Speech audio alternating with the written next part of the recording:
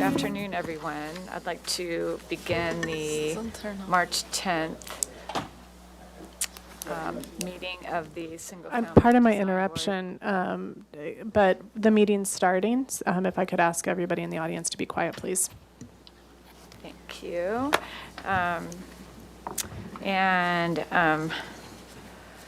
We will start with roll call. Thank you, Vice Chair Sherry. We'll start with roll call. Board Member Moslahi? Yes. Board Member Richards? Here. Vice Chair Sherry? Yes. We have quorum. Okay, starting with public comment. If there's anybody in the audience that's here to make a comment on any issue that's not on today's agenda, now is your time to come forward. Thank you, ahead. I'll Vice let you Chair take Sherry. over. I'll start with general public comment. At this time, I do not have any slips for general public comment. If anyone wishes to make a general public comment, they may fill out a slip and bring it to me. And next, we will turn our attention over to virtual general public comment. And at this time, I do not see any hands raised for virtual general public comment. And we did receive written correspondence from Judith Medeiros and Carrick Brown for general public comment. And at that, I will turn it back over to you, Vice Chair Sherry. Thank you. So we will move on to the approval of the minutes of the Single Family Design Board meeting of February 24th.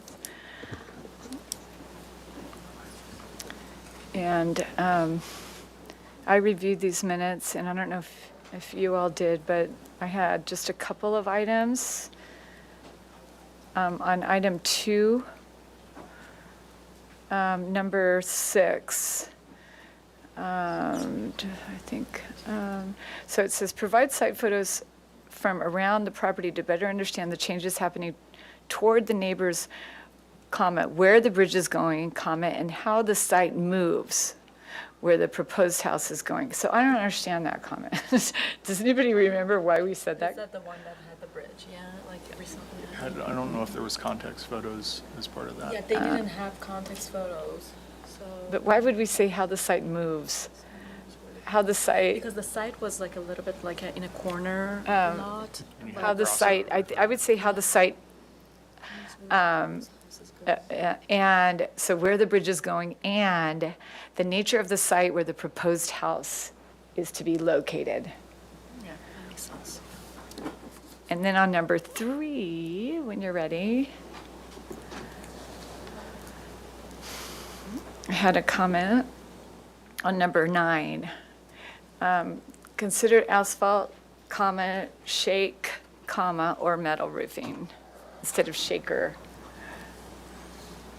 And did anybody else have any more comments? No more comments. Okay, I'll make a motion to approve the Single-Family Design Board minutes of the full board of February 24th. I'll second that. Okay, we'll take a vote. Vice Chair Sherry? Yes. Board Member Richards? Yes. Board Member Moslahi? Yes. Motion passes. All right, moving on to the approval of the minutes of the Single-Family Design Board consent meeting of February 24th. Katie was here. I reviewed the minutes. I didn't see anything. I thought they looked good, so is everybody okay? I'll make a motion to approve the consent calendar of February 24th. I'll second that. Okay, we'll take a vote. Vice Chair Sherry? Yes. Board Member Moslahi? Yes. Board Member Richards? Yes. Motion passes. Moving on to item D, ratification of the action taken on the consent calendar of March 3rd and March 10th.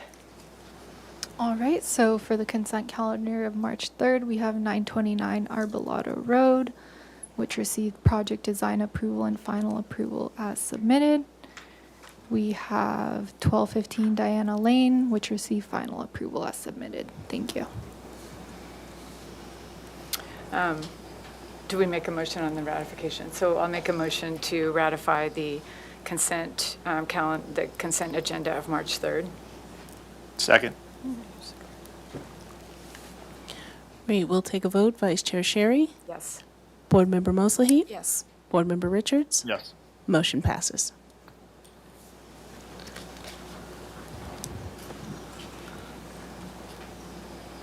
So do I announce again? I already Number announced 10. that we're ratifying the action taken on March 10th. So that was for March 3rd, and now we're doing the consent calendar of today, which is Yes. March 10th. And so we have 1039 Seemalinda Lane, which received project design approval and final approval as submitted. And then we also had 202 Salida del Sol, which was continued indefinitely with comments. And then 2901 Puesta del Sol was postponed 1 week to March 17th, 2025. Thank you. Thank you. So I will make a motion to ratify the consent calendar for today, March 10th. I'll second that. Okay, Vice Chair Sherry? Yes. Board Member Mosley? Yes. Board Member Richards? Yes. Motion passes.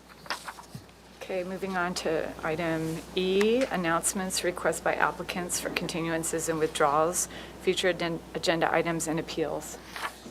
Thank you, Board Member Sherry and board members. So staff has two announcements. First, Sebastian Herrick's SFDB full board planner is out, and I'll be covering today.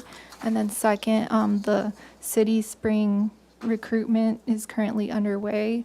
So the application deadline is coming up next week, and it will be on Friday, March 21st at 5 p.m. Thank you. Thank you. And do we have any subcommittee reports? No subcommittee reports. All right. So moving on to item 1, which is 3139 Seacliff. This is a new item, a concept review. This is a project for soil remediation, including vegetation removal, excavation, and exportation of approximately 2,225 cubic yards of pesticide-contaminated soil from portions of the subject site, grading to fill the excavated areas with clean soil from other portions of the site, and subsequent hydroseeding of all disturbed areas. The proposed vegetation removal would include removal of eucalyptus saplings, coyote brush, and 3 mature setback trees along Braemar Drive. So no final appealable decision will take place at this hearing. Grading findings will be required when the project is reviewed for project design approval, which is not today, by the way. And we have staff here to make a presentation regarding the nature of this somewhat unusual project. Yes, thank you, Vice Chair Sherry. Yeah, I have a few comments before the applicant team makes their presentation. If you folks want to come up, that's fine. The applicant team, I'm Barbara Burkhart. I'm the project planner on this project. The applicant team has submitted an application for a coastal development permit for soil remediation, which includes vegetation and tree removal. Design review is also required due to the amount of grading that's proposed. There's a trigger we have in our ordinance that requires they come before you. We do anticipate that an application for a 3-lot subdivision for residential development would be submitted at a future date. The subject application is incomplete. The applicant team is working on addressing completeness items that they've received from staff. Staff has not yet made an environmental determination for the project. That would happen once the application is deemed complete. The staff hearing officer is the review authority on the coastal development permit, as well as the environmental review. Their decision is appealable to the Planning Commission and City Council. The project would adhere to a remedial action plan that has been approved by the Santa Barbara County Environmental Health Services Site Mitigation Unit, and a permit to operate that has been issued by the Santa Barbara County Air Pollution Control District. There is one claim that I've seen coming up in our public comment repeatedly, so I do want to address it. The claim is that neither the Environmental Health Services nor the Air Pollution Control District has assessed the particulate exposure to critical contaminants during the actual excavation and exportation activities. The claim is that each agency thought the other had done this review, and therefore no one did the review. I have met with both agencies personally last week together. The Air Pollution Control District did rely on environmental health services. However, environmental health services did review the issue thoroughly. So I just want the board as well as the public to be aware of that.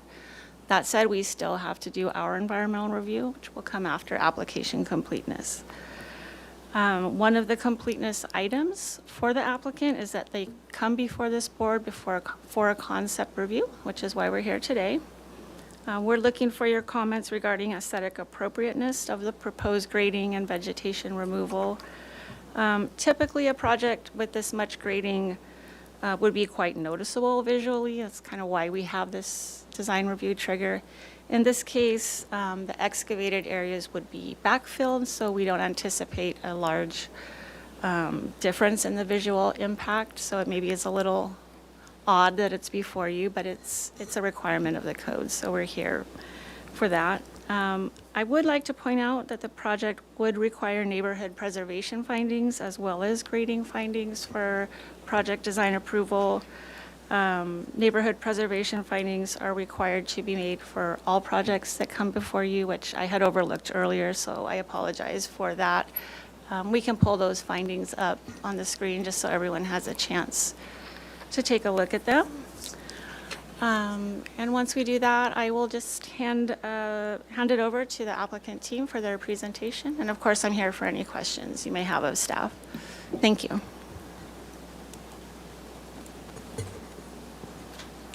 Thank you.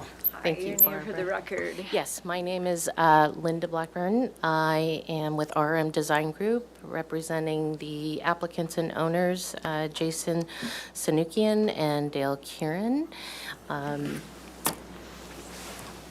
I believe Barbara has succinctly summarized the project. It is remediation of the site. There is no subdivision at this time. The environmental review will be done at a later date. This is a review of the grading, and she's identified the findings, which I understand will come back as well. Staff's been great to work with. I think I'm going to keep it short because she's already done such a great job in summarizing it in the focused review that we're here to have before the board today. And we're available to answer any questions. Yeah, I think it'd be nice if you could just walk us through the plans real quickly. Sure. Show what the proposal is. So the site is on the corner of Seacliff and Braemar. It's an undeveloped vacant site with the exception of a existing single-family residence on the corner. There are some existing, let me go ahead and scroll through. This is the remediation plan, which identifies the remediation areas where there will be excavation of the identified soil and the depths, in addition to the trees that are located both in the setback areas, in addition to the interior trees that will be removed in association with the excavation of the dirt. And as you mentioned, there will be a backfilling of the excavated dirt with this dirt that's already on site, so there will not be fill that's going to be imported to the site. Let's see this one. There will be a staging area, and in accordance with both the Air Pollution Control District, in addition to EHS and the city's requirements, there will be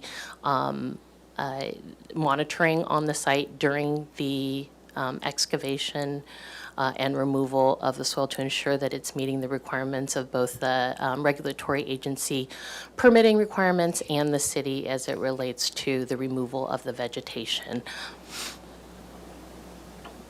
And the access for that staging area will be taken off of Seacliff.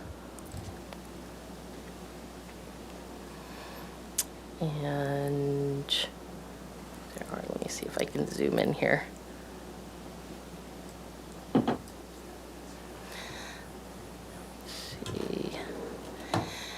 So as I mentioned, the applicants are looking at a future subdivision, which is not being brought forward at this time.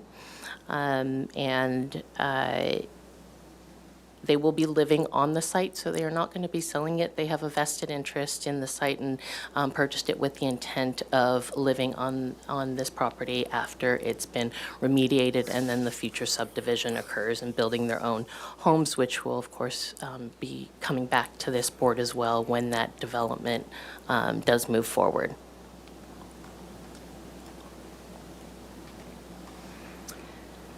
So that concludes the scope of the work that's being done and being proposed before you.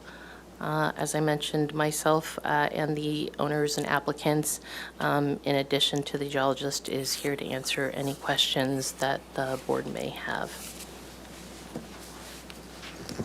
Thank you. So we're going to move, before questions, we're going to move on to public comment.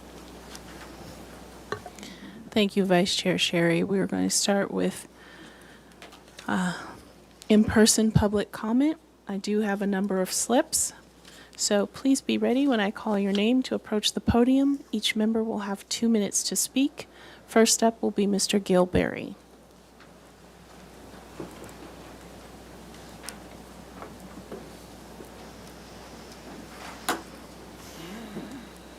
Thank you. Ask staff to prepare an EIR to inform you of the health effects to neighbors and the nearby Aurora Beach that surely will be caused by massive grading of this toxic cancer-causing soil. Title 22 of the Santa Barbara Municipal Code says you can't approve this grading without first making finding number 5, which says, quote, the public health, safety, and welfare are appropriately protected and preserved. You can't possibly know this without an EIR to inform you. Neither the applicant's team, city staff, county environmental health, nor county air pollution control has yet informed you of the odds of neighbors getting sick from this massive toxic grading. This is because they haven't studied it and they don't have the capability to study it. What your staff Barbara just told you is faulty. I mean, what the man that she met with from county environmental health told her is faulty. He doesn't know what he's talking about. I dealt with Paul. This project has been going for 15 years, and the supervisor and environmental health named Paul was in charge of this project when they did all the study. Paul told me face to face, he said, Gil, we didn't study the effect from the grading. We assumed the county air pollution control district. The guy that told her that doesn't know what he's talking about. Okay, they haven't studied it. They don't have the capability to study it. The applicant's team, city staff, environmental health, they only took effect of the health after the grading. Air pollution control only applied mitigation measures used for regular dust, not toxic dust. None of them even have the capability to even begin to do that kind of scientific study. That takes a PhD in chemistry, which none of them have. Only the state DTSC has that. Federal and state law both require that this toxic waste process be handled by the DTSC. There's only one path of approval where you can vote of approval won't result in cancer causing, and that's the environmentally superior, acceptable, costing the same alternative of leaving the cancer causing soil in place and capping it with 2 feet of imported clean dirt. Otherwise, your vote of approval will result in children getting cancer. Next up, we have Mr. Timothy Rogers. Please approach the podium. You will also have 2 minutes to speak.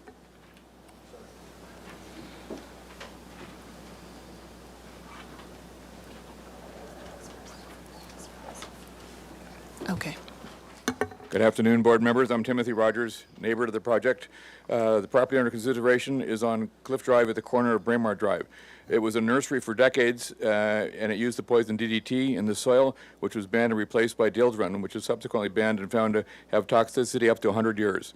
We neighbors are concerned about the poisonous toxicity and the risk for causing cancer. Several of the neighbors live on the property of the original Yankee Farm, which was established in 1915, and the parcel touches the area that is under consideration now. We're concerned about the poison and toxicity. Can it be removed? We learned that by adding 2 feet of topsoil on top of the current land would make it safe. Another option is to remove 2 feet of the current topsoil and dispose of it safely. We're concerned about the Dildren getting into the air and this situation and posing risk to the neighborhood. If there's poison in the air and it rains, it'll run down the creeks down to Railboro Arroyo Burrow, and Henry's Beach, and plus make toxicity for many others. Another concern is that a portion of the original Yankee Farm is touching the property being considered the development. The property, that piece of property has a nursery on it providing vegetables to the indigent by the Bucket Brigade. It had been previously used for agriculture for 30-something or more years. We are concerned that children will pose a risk for cancer to a large number of people. We feel that testing for the poison in the air and also in the soil of the area around the farm would be necessary for safety. We would like to have an official EIR report and the professionals that deal with these toxins to work on this and have it approved by people with scientific background. Designing the risks to determine safely to do this. We would be in favor of it if it could be done safely. Thank you. Thank you. Next, we would like Stephen Lewick and Eve Atkinson. Please come forward to make your public comments. You will each have 2 minutes to speak. Okay, I own the property directly north of the project site, and as Tim just mentioned, it's under it's being. Oh, sorry. Anyway, it's a farm right now, and it's raising food for the community, mostly food banks, food for the indigent. Anyway, that property is less than 50 feet from the area that's going to be excavated. So the idea that dust is going in the air and landing in that, on my property might pose a problem for public safety. So I just wanted to emphasize that whatever's decided, the mitigation of the dust or anything else has to be very strict. And also, what I would like to see required is that properties adjoining the development site should be checked for contamination after things have, the soil has been removed. We're very close, as I said, and the wind blows from the west in the afternoons and from the south in the morning. So the properties surrounding the development site are going to be exposed to dust in a number of different directions. So I would propose that anybody who borders the property line, their lots should also be tested to see if there is any contamination after whatever the settlement's going to be in terms of mitigating the toxic dust. So anyway, I'd hope to see that. Thanks. Thank you. Next, we have Eve Atkinson and Mr. Craig Leeds. Good afternoon, members of the board. I stand before you not against the need for clean soil, but against the method currently planned for its removal. It's not just about the final result, a cleaned up site, but about months of exposure that neighbors will endure while this process unfolds. This plan ignores the serious risks to the surrounding community, toxic exposure, while the work's being done. Some portion of dry, contaminated dirt will inevitably become airborne and settle onto our homes, our children's sandboxes, and our pools, and into our lungs. It doesn't have to be this way. There are professionally advisable alternatives, such as a barrier and a soil cap. So why dig all this poison up and put it into the air in Santa Barbara and our community? Dieldrin is an extremely toxic, long-banned pesticide. It's worse than DDT. Dieldrin doesn't break down in soil for decades, 100 years. In the body, it bioaccumulates over time, meaning even small exposures built up in our systems, it increases the chances, this is scientifically proven, cancer, neurological disorders, immune suppression, Parkinson's, dementia. There's more. Unlike dust that causes coughing or irritation, like a regular construction site, dieldrin exposure isn't something we feel immediately. By the time symptoms appear, it's too late. We may have a life-threatening illness. There are levels measured at this site that range between 200 and 8,000 times the safe allowable limits. But even more alarming, there's no environmental impact report that's been required. Oversight has been ignored due to confusion between agencies. We, as residents, demand an EIR before any removal begins. So what are we supposed to do while this is happening if they don't do it in this way? Stay inside for months, avoid walking in our neighborhood. This just is not just any place. We've lived here for decades. This is our permanent home. And how would you feel if you wondered when you are at home whether the breathing air that you take in contains poison? And what are we going to do here? Watering and monitoring? We're supposed to trust somebody else to do all this and say, oh, you're going to be fine. By the time that the issue is detected, the damage will already be done. We need a safer, more responsible plan that prioritizes the health of the existing community, not just the remediation of a single property. And I know my time's out. I have 2 more sentences. So we demand accountability, real oversight, and an environmental impact report. Once this contamination spreads, it cannot be undone, and we will suffer the consequences through our health. I really beg you to look at this closely. Look up this chemical. Craig Leeds and Marcia Eagleman.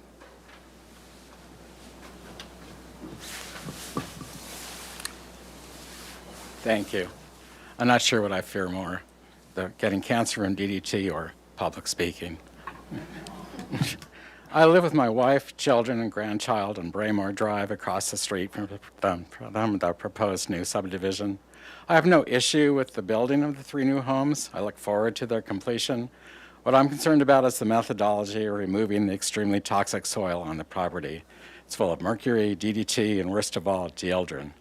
I've heard that in places it's up to 8,000 times over the EPA limits of these poisons. I cannot see any way that the soil can be removed without generating dust throughout the neighborhood.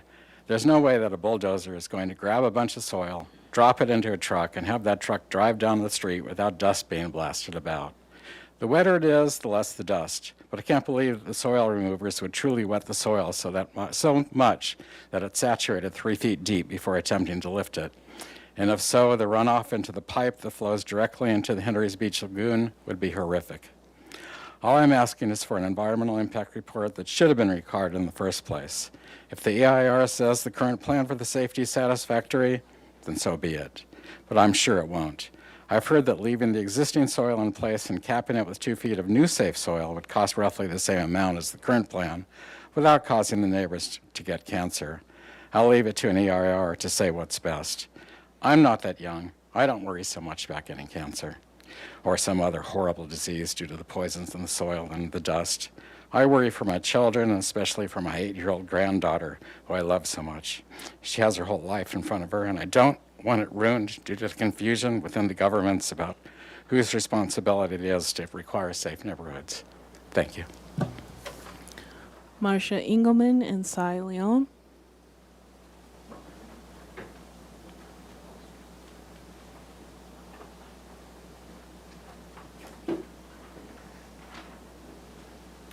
Members of the board, thank you. I'm speaking because I don't live right near the property that we're talking about, but I live in the area, and I use Hendry's Beach, I walk, and in accordance with what's been said, I can't see how doing this excavation the way we're talking about, again, we're going to have cancerous dust particles. It seems impossible for that not to happen.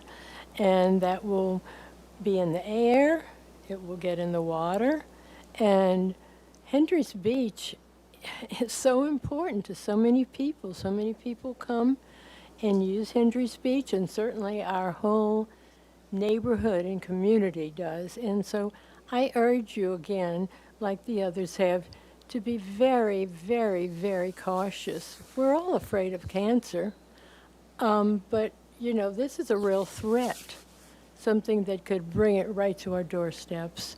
So I appreciate your extreme caution. Thank you. Cy Leon and Paige Karen.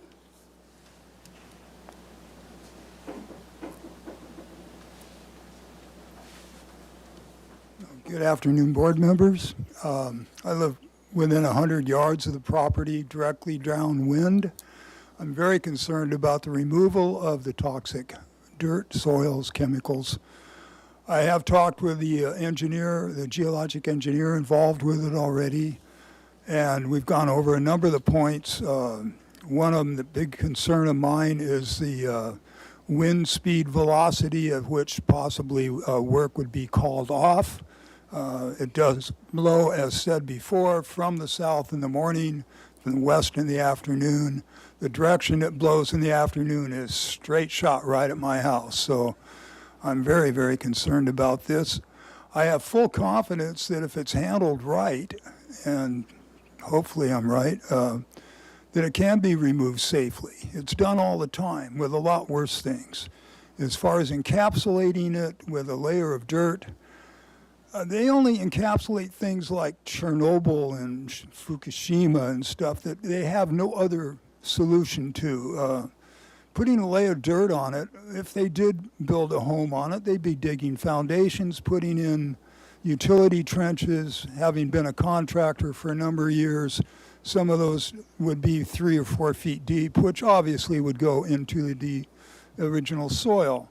So I believe because there has been a foul-up with bureaucracy, or however you want to talk about the different boards that have presented it in lieu of an EIR report, which I believe would get closer to the solution of this, I would fully recommend that be submitted or pursued, and a lot more study done on this. I am in favor of having total removal of it as long as it's safe and doesn't affect any of us. Thank you. Paige Karen and Dial Karen. Hi, I'm Paige. I am actually the person who, with my husband, owns the property. We have the house. We're actively trying to move into the house. So we have, prior to purchasing the house, we got the environmental agency and the APCD actually to say that the soil remediation was safe. There is a risk to not handling the root problem. What we all agree is that there's toxic soil, and we all agree that we want it removed, or we want it to be handled in a safe way. By putting some dirt on top is not solving the root issue. That is mere Band-Aid. This toxic soil has been there for decades, and it's time that the toxic soil in our community is removed, and it's removed right. If everything goes as planned, it will only be 2 to 3 weeks of careful monitoring to get all that dirt out, and then we have clean and clear, healthy soil. I also want to say that our family is planning to live there. We have 3 kids, a 15, 11, and 7-year-old. Our proof is in the pudding. We would not be living at this property if we thought it was dangerous, and we're going to go about it with just unbelievable, scrupulous, taking every precaution, and we're happy to give the neighbors a vote. I also want to say, since the topic here on hand is about the beautification of the neighborhood, we bought the property because we love the land, we love the openness, we love the space, and we plan to keep it visually beautiful for the neighborhood and as wild and as open as possible. Thank you so much. Lyle Karen and Greg Welch. My name is Dale Karen. Excuse me. Thanks for having me. Like my wife Paige said, we have a vested interest in this land, in this neighborhood. We care about every voice that's here today and that's not here today as well. We plan to be here for a long time, and so we're motivated to make good neighbors. And my business partner, my co-applicant Jason Sanukian, and I have met with particular concerned neighbor 6 or 7 times over the last year, and just hearing and seeing if we can collaborate and work on making this the healthiest extraction possible. And like my wife said, we're very motivated because we're going to be living there, and we want to make sure our 3 kids are super healthy during that time, and our neighbors that we hope to have for generations to come healthy as well. So we do care, and this is also a an invitation to neighbors and the neighborhood to, if you haven't already, reach out directly to me, and I'd love to chat more about what we're doing and how we can do it better. We've already connected with Steve with the neighborhood farm. We care deeply about farming. We want to have our own orchard. We want to have our own gardens. And we visited that farm, and I've connected with the Bucket Brigade, Abe, who runs that already, just to see how we can partner as neighbors to make sure that particular farm is safe, but everyone around us as well. And we're not open to capping. We don't want to leave this toxic soil in our backyard and in our garden bed and in our orchard. We don't want this runoff to continue to go into Arroyo Burro Beach. I've been a surfer my entire life, and that's one of my surf spots. I've lived on the Mesa for 20 years. I don't want this continuing to run off into my surf spot. So we'd like to get to the root of it, like my wife said, and have this removed in the safest way humanly possible. Thanks for your time. Greg Welch and Chris Aragon. Hi, my name is Greg Welch. I own the property that is across the street to the south of the site in question. I'm in favor of safe and responsible professional remediation of the soil and its removal. I think that one thing you also need to take into consideration is I understand and hear the risks associated with removal. There are also the risks associated with non-removal and doing nothing. I come home from a trip, there's dust on my car. The dust didn't come from the ocean, it came from the surrounding area. Leaving the soil in place poses a risk to us all. I applaud the notion of hiring professionals, conforming to the highest standards, and safely and in a fashion that we know what is happening, when it's happening, it can be monitored, and it can be performed by professional standards, is the best way to solve this problem once and for all. Until we do that, everything else, we are running a risk daily, and everything else is a stopgap measure. There's not an underlying containment. The reason you put caps on top of chemical areas is where you can also assure yourself that there's underlying containment so that it doesn't drain into the watershed and end up down on the beach. Capping it wouldn't put that underlying containment in place, and it would end up in the watershed. So I'm all in favor of an approach that hires local professionals and conforms to the highest standards that can be monitored by the neighborhood and ensure that eventually we get to a point where we've removed this risk from our neighborhood. Thank you. Chris Arguin and Josie Hoffman. Hi, my name is Chris Harrigan. My wife Jen and I have the neighboring property directly to the south. We're about 30 feet away from the subject property. We have 2 young daughters, ages 4 and 8, who are everything to us. We don't want cancer. We don't want cancer for our daughters, obviously. I don't think anybody in this room wants cancer. That's what I keep hearing. And we think that the best way to handle that is the full remediation and removal of the soil. I've had the privilege of meeting the applicant and his family and his business partners over the last year or so, and they are some of the most wonderful, upstanding, phenomenal people I've had the privilege of meeting in the neighborhood.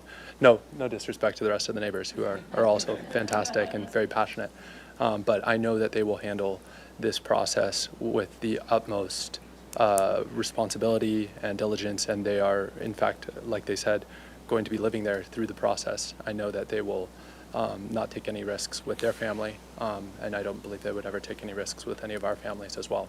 So leaving the soil in place I don't think is an option. I think it absolutely needs to be removed. I think it needs to be remediated, and I think this team is the right ones to do it. So thank you.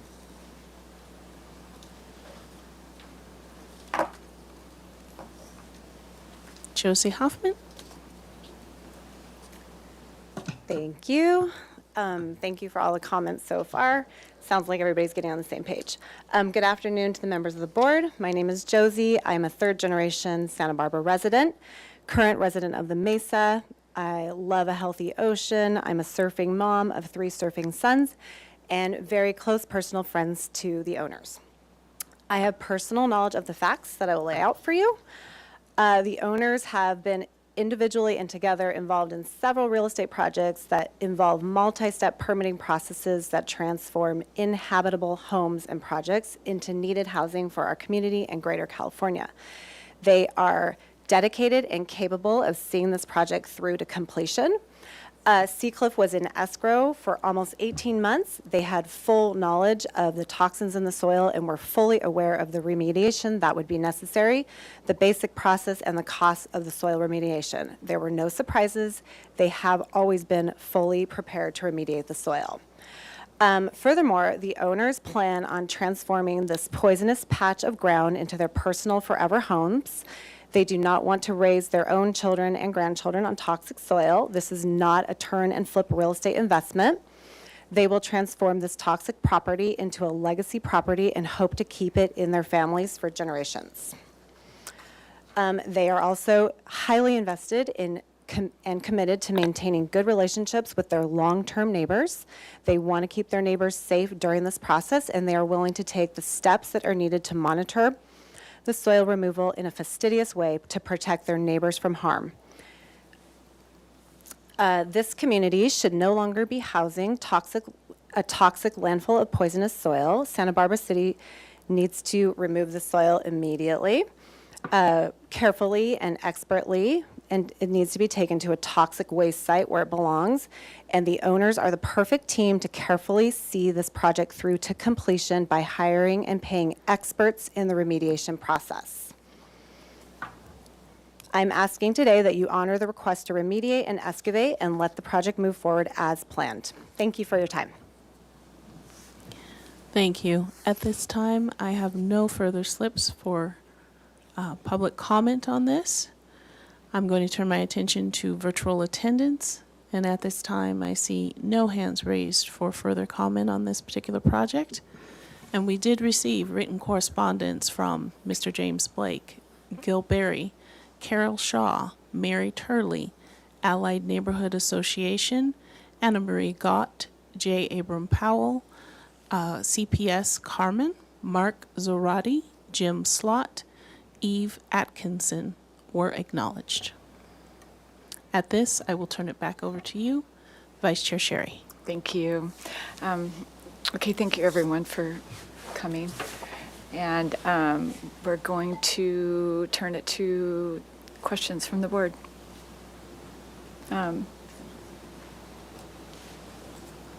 Shinar. Just a question to the staff. To better understand the process that has been done until now, it was mentioned that the county EHS has reviewed, but the air pollution district relied on the EHS. Am I right?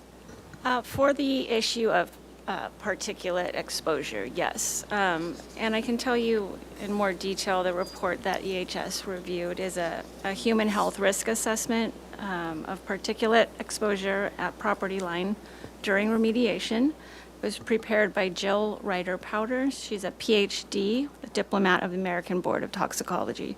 So she is a professional in the field. And so her report was part of EHS review of the overall remedial action plan, which was approved. And then when APCD did their permitting, they relied on that review as part of their review as well.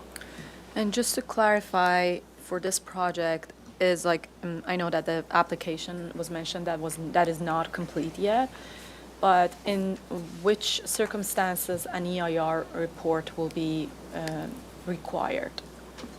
Well, once we have a complete application, we'll look at, we'll start our environmental review and we'll look at the permitting that's already happened as well as our own checklist.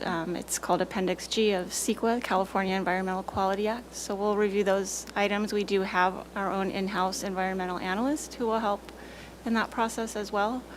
So that will be happening after application completeness.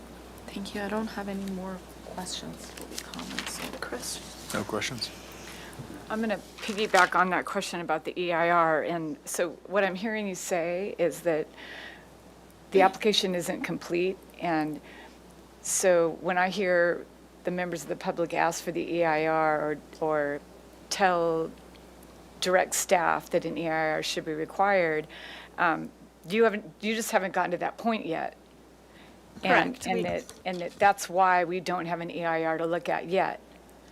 Correct. We haven't done our environmental review. We haven't determined which level of review is appropriate. There are exemptions that may apply. There are different levels outside of an exemption, a negative declaration, a mitigated negative declaration, or a full environmental impact report, depending on whether or not impacts can be mitigated to a less than significant level. So that's a large process that we haven't even started yet. So it's That helps. forthcoming. Go ahead, Ellen. And if I may, Ellen Kokinda, Design Review Supervisor, as Ms. Burkhart was saying, this project is coming before the Single Family Design Board because of a municipal code design review trigger in Chapter 2269, which is the Single Family Design Board, and it's just for the amount of grading and then the alongside with the vegetation removal. So that's kind of the purview, the aesthetics, and the purview of this particular board. So there's a required concept review that must happen before this project. Again, there's this whole internal back and forth. When we use the term deemed complete, it means that we're asking the applicant team to provide a lot of information so that we have all of the necessary information to make the assessment of what level of environmental review will be required. And then deeming it complete also kind of then starts a Permit Streamlining Act requirement, which is a state level requirement for getting to a decision. And the first decision that will happen with this particular project is, the staff hearing officer, or depending on the environmental review. So I think that's, we'll determine the level of environmental review once we have all the information. And then after, it will go to the staff hearing officer and then come back to this board for project design approval and final approval. So again, this is just a concept review because it's required by our municipal code to happen in advance. And I do, if I may, we have a lot of members of the public here. If you haven't, I really want to encourage you to sign up as an interested party so that you'll receive automatic emails when this project is on an agenda, whether it's at this board, the staff hearing officer. So that's just, please, something to be aware of. I have another question for staff. So you partially answered it, Ms. Kokinda, but I'm wondering, I'm gathering that the amount of public input at this meeting is because this is the first meeting where the public has had a chance to state their opinions about this project and, and the concerns, which are valid concerns. And so what is, I heard you mention staff hearing officer. Are you saying that that the only other discretionary review hearing that this project is going to be subject to would be staff hearing officer review? Yeah. Yes. The staff hearing officer would be the decision maker for the coastal development permit, which would also include our acceptance of our environmental review.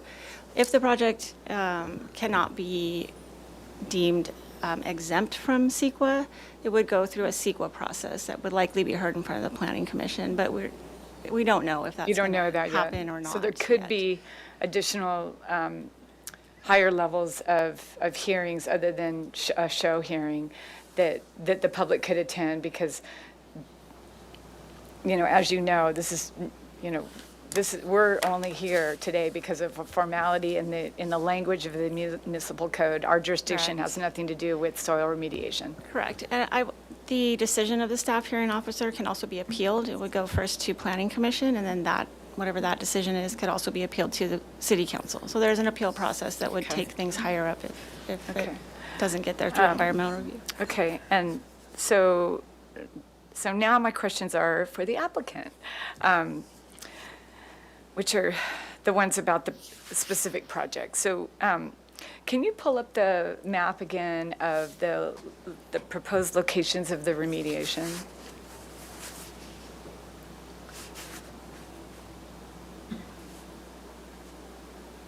So these are all, so what I'm seeing is that primarily if north is up and south is down, then the remediation is being done to the north of the existing residence. Is that correct? Correct. The existing residence is here. And the east. Okay, got it. And north is up, right? Yes. It's hard to see on this drawing. It's like, Yes, it's a little northwest if you see that. okay, arrow right okay. there. Yeah. And where are the proposed trees to be removed, and what are those trees, and how big are they? So I apologize. There is an arborist report that's currently being revised to identify all the trees on the site that are in the X's are going to be removed. Most of them are the eucalyptus. There is one by the single-family residence that's going to be removed because it is growing into the overhead electrical line. So other than that, there are no oak trees or whatnot being removed. It's mostly the eucalyptus or other type of non-protected tree. Okay, thank you. And what, if any, net changes will there be to the grading of the site comparing existing to post-remediation? So it's going to be 2,000. And I understand the numbers, but so what I'm trying to get at, the specific question is, what is the net change in aesthetically? Because this is, what we're reviewing is aesthetics. So I think it's important if we're going to review, really the only thing we're going to be reviewing is the answer to your question, which is, are you creating a big pile that's never going to be taken away, or is all the soil that's being taken away, remediated, and is it being returned in the exact same location, and that there'll be no net changes to the grading, or if there are, what are those changes?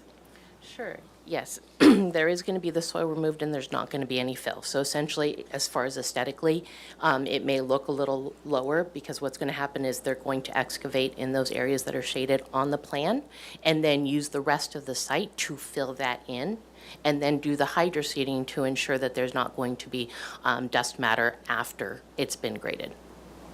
And do you know at this point, you may or may not know the answer to this, but how deep are you planning on removing soil at this time? So these, it's actually on here. Let's see, I'll zoom in.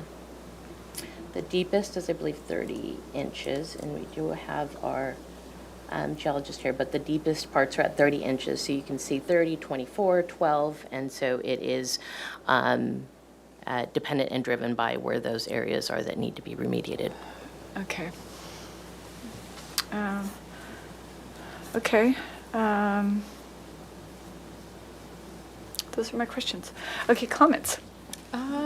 So I have a follow-up question to Vice Chair Cherry. It was mentioned that the site will be backfilled, but you mentioned that it will be backfilled from the existing soil on the site. And so in general, what we're looking at, as it was mentioned, is the visual and aesthetic of the site. If we cut a section from, I think, like west-east section, the topography that we will see, in general, it will be decreased a little bit. Correct. And was there a reason that the part that is excavated, like the soil, is like replaced from the site and it's not bring from outside? At this time, because it's going to be developed in the future, there's going to be some utilities brought in. Oh, do you want me to help? Sure. Good afternoon. I'm Steve Campbell. I'm the engineering geologist for the applicant here, and I was sitting in back. I think I can help with a couple of these little questions. So the excavation is very shallow, 18 inches, 24 inches, a couple places 30 inches. The backfill is not an import, as Linda was saying. It's just going to be recontoured. And so what's on your screen there is what the grading contractor, the civil engineer who drew the grading plan at Linda's team at RM has shown as the finished contours. So it's really just, it's recontoured. And there's not a big hole in the ground. Soil will be hauled off as it's excavated. I won't get into the details of that because that's not what we're here to talk about. But there's not going to be a big gaping hole in the ground when it's done, and it'll be hydroseeded and pretty smoothed out. Thank you. Thank you for the explanation. And I'll go away if there's not any more detailed questions. Okay. No? Any more questions? No. Okay, comments? I think in general, because it's early on the project, we appreciate that the applicant brought the project early on, so the public can hear it, and there will be, as mentioned by the city staff, multiple opportunities for the public to review this project moving forward. I think our part and Single Family Design Review Board purview is we want to make sure that we are committed to the Good Neighbor Guidelines, and that's why you are here. And we want to make sure that aesthetically, if you're standing on the streets around the project or the neighbor sites, we don't see like huge grading changes.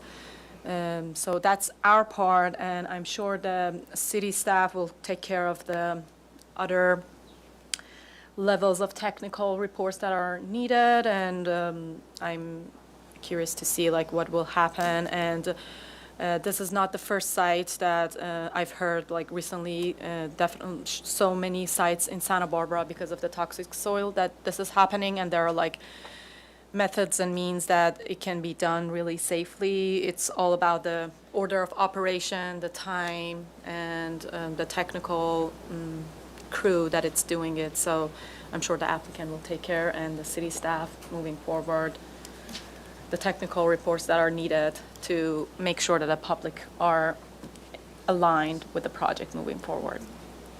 That's all. Any comments? I appreciate the project. I appreciate the applicant doing the hard work to remediate the soil and taking on this challenging project.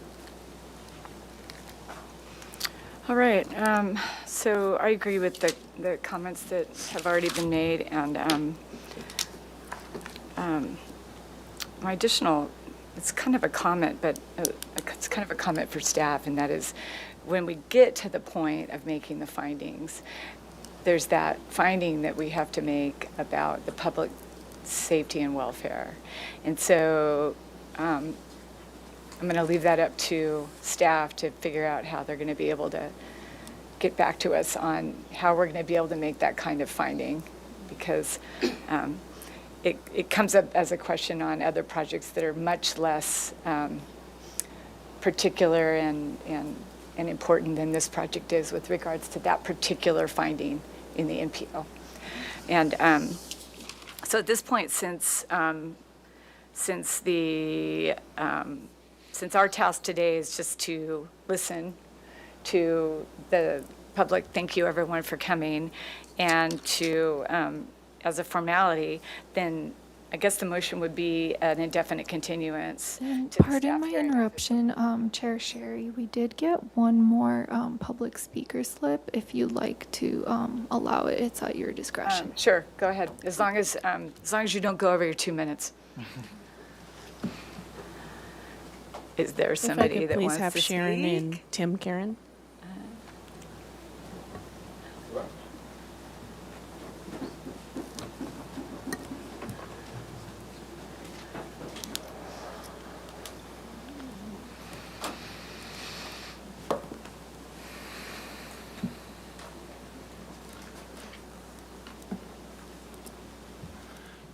Hello, yes. I'm the father of Dale Karen, who is the applicant of the project here. And having been an owner in my lifetime of about a dozen different houses, I'm very aware of the importance of making all the neighbors happy and having them do that. I think my biggest concern, of course, has to do with environmental factors, particularly as far as kids are concerned. I have 3 grandkids that will be living on that property, so I'm very concerned that the soil is appropriately taken care of. I think a good point that was made by one of the neighbors earlier was that that soil already exists and the dust is already blowing across it. And a lot of those environmental issues are, even in small amounts, they're already available. So I think it's pretty obvious that that soil does not need to be covered, but it needs to be completely removed. And of course, also agree that it's extremely important that when it comes time to remove it, that it is done in the safest possible way. And I can just assure you, seeing my son with many, many real estate projects, that he's going to make sure that it's done the absolute correct way there. But again, my biggest concern has more than anything to do with the children. I know there'll be a number of children that'll be living in all three lots on that area, so it's a great concern for that. And so I think it's really important that it get not only removed, but removed properly. And I think good points were made all the way around, and you know, just good luck going forward. Thank you. Thank you. Thank you, Vice Chair Sherry. Okay, so does anybody want to make a motion? Or do you want me to try to craft one? All right, so this would be a motion for indefinite continuance of, to the staff hearing officer that the board understands that this project is required to come to us, is required to be reviewed by the Single Family Design Board because of a municipal code requirement that any projects over a certain number of cubic yards of cut and removal come before our board. The second item would be that the board finds that the aesthetic impact of the removal of the proposed contaminated soil has an aesthetically negligible impact. The third item would be that the proposed trees that are being removed appear to be necessary as part of the remediation and required clearance for overhead power lines, and that no specimen oak trees are proposed to be removed as part of this project.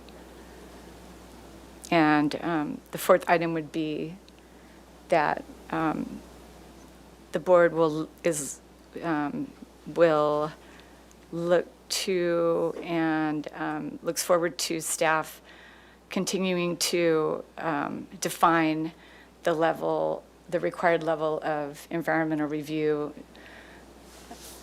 that is going to be required for this project due to the extremely sensitive nature of the soil remediation. I'll second that. Okay, we'll take a vote. Board Member Mosley? Yes. Board Member Richards? Yes. Vice Chair Sherry? Yes. Motion passes. Thank you, board and staff. Thank you, everyone, for coming. Okay, with that, we are moving on to item number 2, which is 1260 Northridge Road. We're a little bit behind. We're going to make that up. This is a proposal to construct a 1,367 square foot addition to the existing 2,000. Pardon my interruption. Hey, if I could ask everybody to step outside and to talk outside, because we're still running a meeting right now.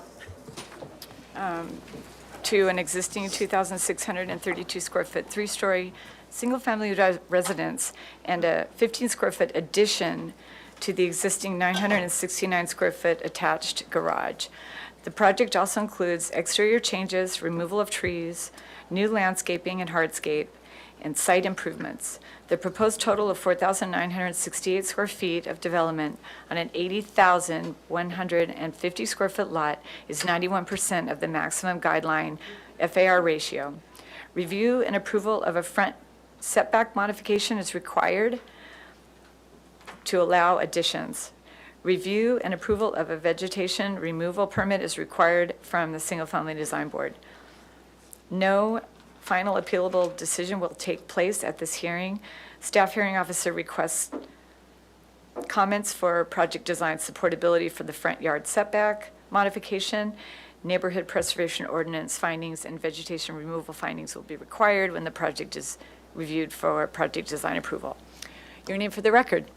I'm Stefan Eller with Mosaic Architects. Okay. Can you get the slideshow up because these are the drawings? There should be another attachment in that same folder. And I'll introduce myself while we're working on that. Shelby Janke, SEPS, agent for the owners. And I'm Stacy Fawcett, landscape architect. Okay. Thanks. Did you want to go ahead and introduce? Yeah.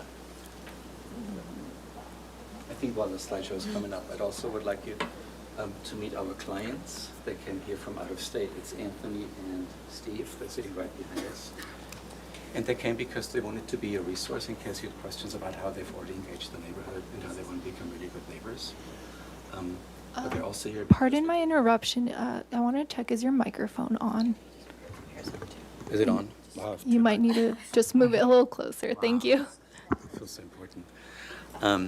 And the second reason they're here is because we're actually building their family home, and they want to move in here, and this is their retirement home. So their instructions were, we're not interested in doing a flip, we're not interested in doing a spec development. This is going to be our retirement house where we want to live for the foreseeable future. We want to move here full time. And it's really important that we build a house that fits the neighborhood and that the neighbors are really proud of. So they want to be really good neighbors on the property.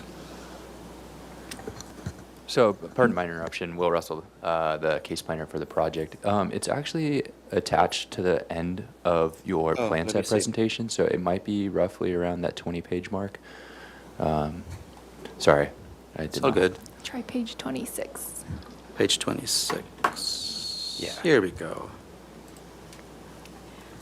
And I just want to give you a brief overview of the process, where we're starting and where we're headed. As you read in the scope, overall, it's a fairly minor project in scope with the additions that are proposed. New colors and materials are proposed, new landscaping, and some vegetation removal. That said, this property is a little bit unique. Maybe I don't mind moving forward. A little bit unique in setting to where it's located on Northridge Road. It's located, you'll see a circle bulb out, and this property used to be located in the county of Santa Barbara when this residence was built. When the city incorporated the area in 1999-2000, as part of the acceptance, there was also a easement for public road and right-of-way that was accepted along with it, and that 25-foot easement actually covers the first 25 feet of this property, as well as all of the residences above that circle that you'll see in red. As a result, the city setback is measured from the rear of the right-of-way, and so nearly all of the existing residence is currently located in the setback. Do you want to move us forward, if you don't mind, just to... Oh, all the way. Oh, yeah, do you want to talk about the scope, the rest of the settings? Yeah. Stefan will talk about the rest of the setting, yeah. So Northridge Road, as you drive up from Foothill, you start out in a neighborhood that is fairly beautiful homes on modestly sized properties.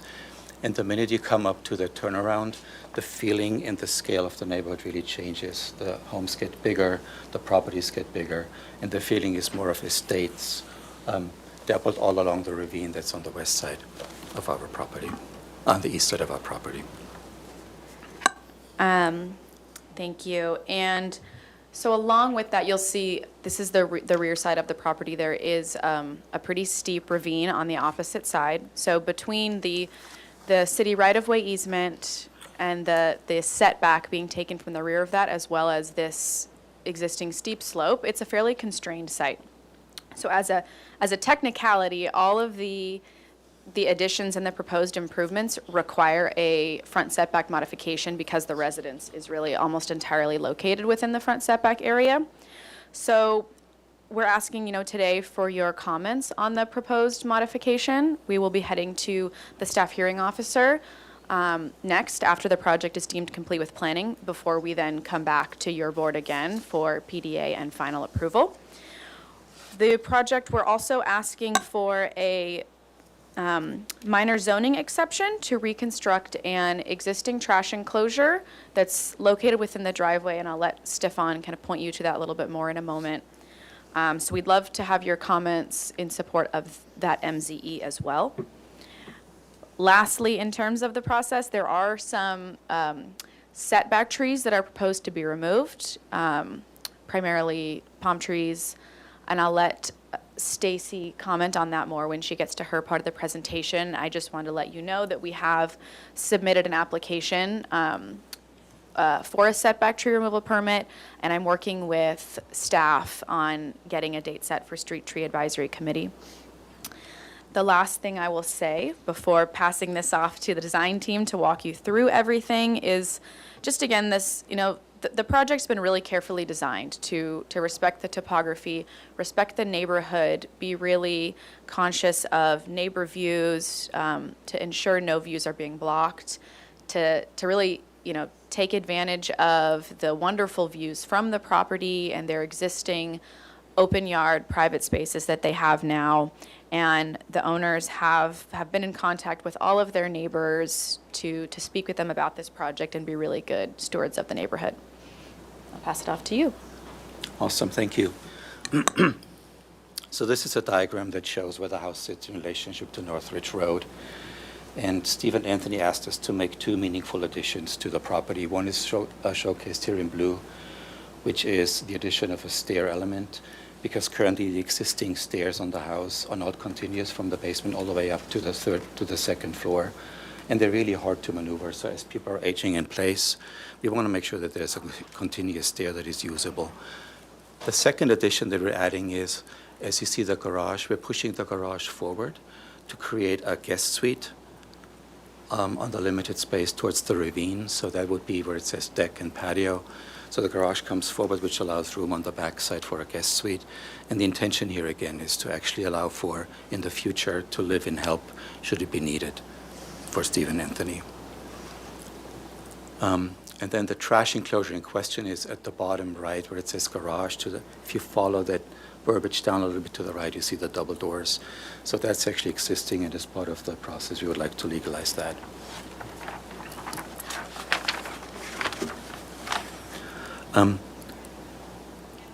The reason we put the stair in the back of the house is because it allows us as a multi-story element to minimize the bulk of the appearance and to have the stair surrounded by the building itself so that it doesn't look like a tall element on the site. The garage addition is actually on the basement level, so we're pushing it out, and you'll see later in the 3Ds that it's really minimally influencing the views of the neighbors, from the neighbors. We're also planning some smaller infills on the top left, about 4-foot infills, that seem to make sense with the architecture of the house and also make sense functionally for the way Steve and Anthony are planning to use the house. And then we thought that the existing entry was a little oversized, so we're reducing the scale of the entry and making it a little more inviting. This is currently the existing house. So top is the front facing.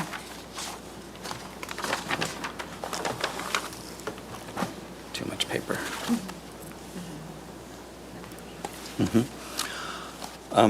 In terms of architectural language, we want to do a blend of the beautiful Santa Barbara style with stucco walls and clay tile roofs.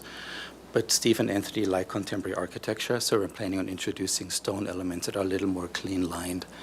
And we found this house, which is just down the street around the corner, which speaks somewhat the language that we are going for. It still feels very earthy. It still speaks Santa Barbara. But it also keeps it in keeping with the environment. And because we're on the hillside, we like the introduction of the stone to blend it in beautifully with the landscape.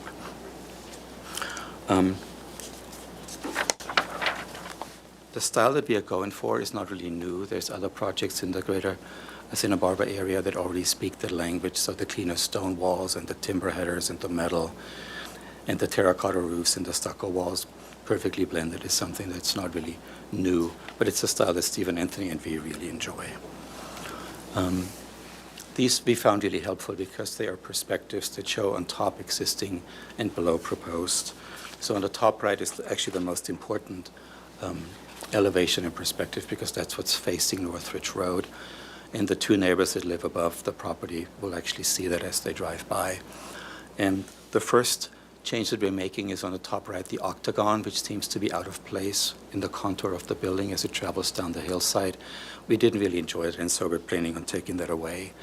But as you compare then the garage on the drawing below, because it's a basement addition, it comes slightly forward, but visually it doesn't really impact the building too much. And then the same is true for the stair, which is on the back of the house, and it's surrounded by the building. That helps us visually minimize the bulk. And it also helps us lower the apparent height of the building.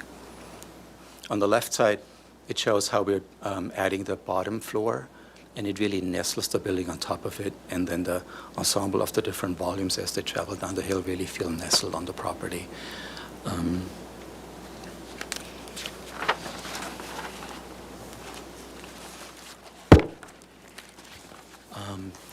Top right is existing and bottom right is proposed. So the few changes that we want to make here is that we are taking the balcony away in the middle of the image and replacing it with French doors. We're straightening the walls out so the 45-degree angles on the facade don't make sense anymore for us. We're taking the pagoda, the octagon away. We're reshaping the entry. And then on the left side, we're showing the smaller additions that we're planning by infilling the balconies on the west side below. I think the story of the roofs is really clean and beautiful. I think the story of the fenestration and the windows is much more in keeping with the style that we're going for. The introduction of the stone element livens it up a little bit, and then the metal awnings really provide a more contemporary accent, very much in keeping with the architecture. And then Stacy, you're going to do a beautiful entry up to the front door with the stone tower, the stone element that we're producing. And then for completeness, we added the perspective on the left, existing and proposed. It's the only double-story element that technically could be seen, even though we shadowed in the trees. So even if you're across the ravine on the other side, you wouldn't be able to see it. But even on that side, we feel that the way the building develops and steps down with the hill, minimizing the bulk and introducing these nice windows and the stone element really are in keeping with the architecture that we're going for. This is a 3D rendering that we created, and I invite you to let it age a little bit in your mind, put some dirt on it, let the trees grow a little bit, because it's not going to be as perfect as what that rendering shows. But I think it really shows how the elements all go together beautifully, how we're minimizing the bulk not only vertically by introducing horizontal elements, but we're also minimizing the bulk vertically by having a nice rhythm of the various elements. So on the left, we're starting with the clay tile roof with stucco wall, and then we're interrupting it with the stone element at the entry. And then the stucco shows up again, but we're introducing the metal awning that then filters out and becomes an outdoor space. So we think the interaction of the different volumes and the materials in their honest application seems to make a lot of sense to us. And we also like that the addition on the basement for the added garage really doesn't do a lot in terms of bulk and visual impact on the property. And then for completeness, again, on the back side, it shows the stair on the back and how the building develops around the stair so that the stair becomes an anchor point. And then the fenestration on the back side also seems to make a little more sense to us with really strong openings, and the story of the mountains also seems to make sense. And then these are the homes that are immediately adjacent to the property. We have a really heavy Santa Barbara style home, property number 3, which is just down the hill on the right. And then we have a, Shelby, 50s, 60s interpretation of something on the left, which you didn't really want to lean on too much. And then the property on the top right, which is across the street, also was really uneventful for us. So I think as the project in the neighborhood goes, through an upgrade because more and more people are remodeling in the neighborhood. We thought we want to be a good steward of introducing a new language, but still keeping the truth of the Santa Barbara style. Stacy, do you want to go to the landscape drawings? Yeah. Let me go to your.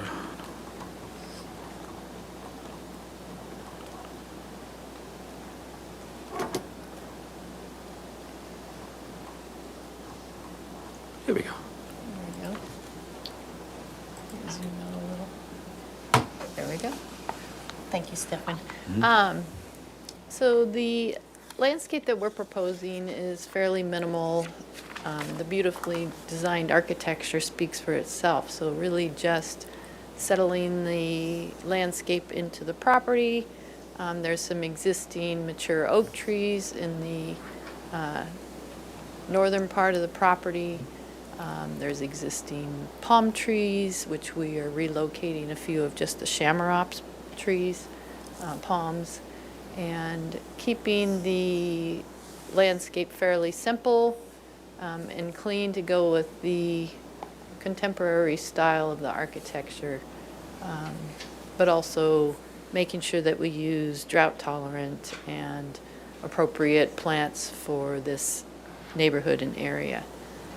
So that represents the plant material, the cross section. There's lantana, there's succulent senecio, there's existing oak trees, there's some existing queen palms, which we're editing a few. I think we talked about maybe keeping some of the ones in the front where they're within the street tree setback, eliminating ones that are not healthy or not doing well. Click down to another page. Oh, there we go. This is just the existing site, which you've kind of seen. That's all I have, Stacy. Oh, there should be one up before the photos. One before the photos? Yeah, probably up before. There you go. Existing conditions plan just shows the existing site. So we're really not doing any grading necessarily. The front entry is getting modified, and we're using a combination of permeable and non-permeable paving for outdoor use, indoor, outdoor. Environment of Santa Barbara is very important. The only trees that are being removed are non-native, non-specimen trees. There were some dead fruit trees, a birch, that doesn't do well in this area. So nothing that is important or of any value is being removed. And like I said, the one trees that we're relocating are the shamrock palms to utilize on site. I think that's it. Great. Does that conclude your presentation? Yes. All right. So we'll move on to public comment. Thank you. Thank you, Vice Chair Sherry. I'll start with in-person public comment. At this time, I do not have any slips for this particular project. If anyone wishes to make a comment, they may fill one out and bring it to me. I see no one in the audience moving to do so, so we will turn our attention to virtual attendance. And at this time, I do not have any hands raised for virtual attendance to make comment. And we did not receive any written correspondence for this particular item. So with that, I'll turn it back over to you, Vice Chair Sherry. Thank you. Okay, questions from the board?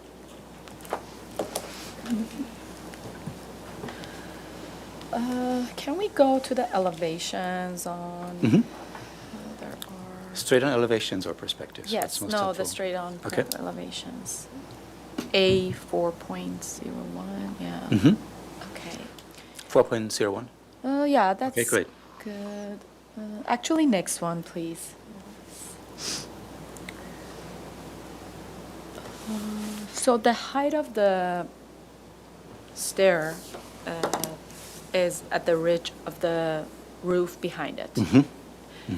And is there any access to that? And how tall is the plate height at the second floor of the staircase? All right, so let me look that up. So the plate height is, so it's a flat roof above the stair. Yes. And I would assume that the plate height is probably about 2 feet of the 1119 foot 7. Okay. So it's about the ridge height of the adjacent peak of the roof. Okay, and can we go to 4.03? There is, on the north elevation, adjacent to the staircase, there's like a vertical window. Is it like an angle that we're seeing like this, or there's no like wall between that opening and the That's staircase? correct. So the placement of the element of the stair tower and the stone accent and the fenestration, we really carefully studied. And it becomes an element because we wanted Steve and Anthony to feel really nestled on the site. So the stone is not only the outside of the tower, it's also the inside of the tower. And the little windows allows us to bring the stone inside visually from the outside to the inside of the building. So there's no like plaster between that window frame Correct. and the stone? Correct. It's a tricky detail. But we Yeah, can- like we would like to see the detail later, but that was just a question that I was like thinking that visually I'm seeing it wrong or correct. That's my questions for now. Okay, thanks, Shinra. Chris? Can you go to the second floor plan? The second floor plan? Yeah, the upper level.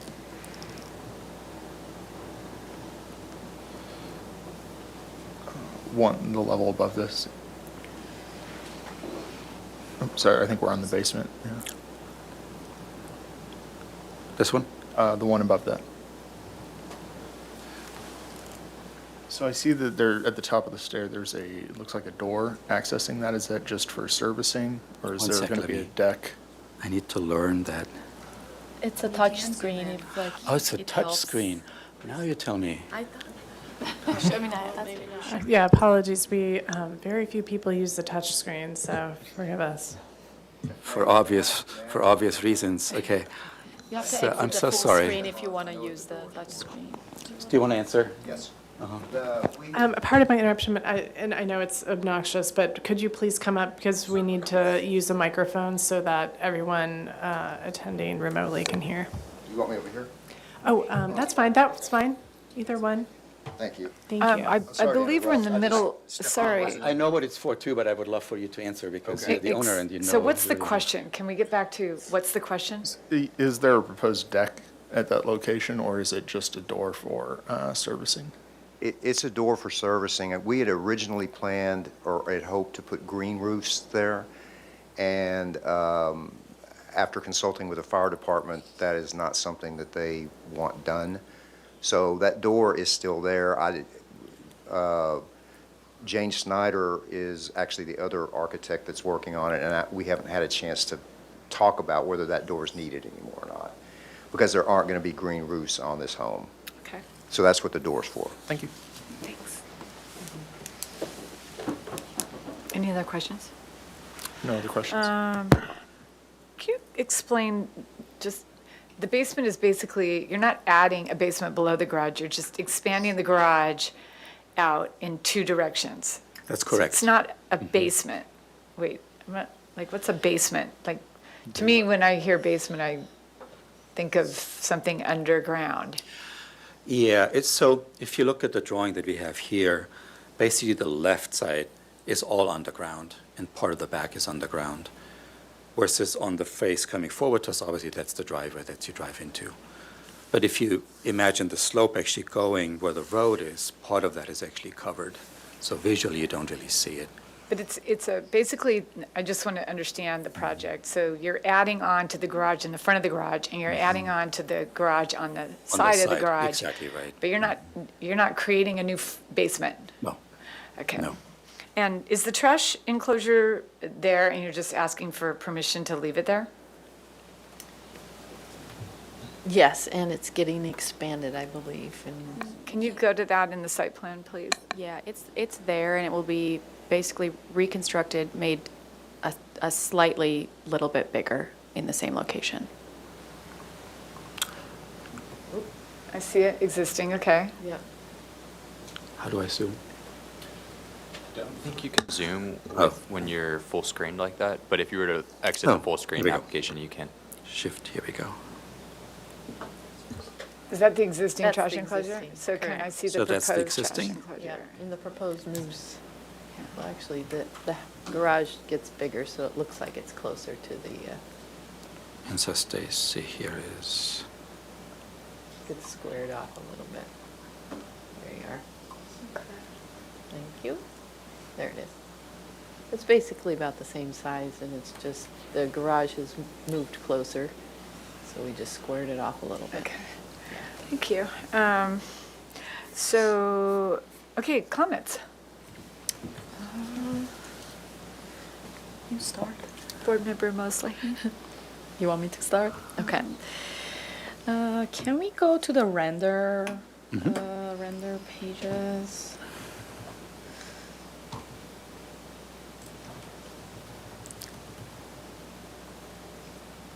the rendering. Yes, that would be nice to speak on.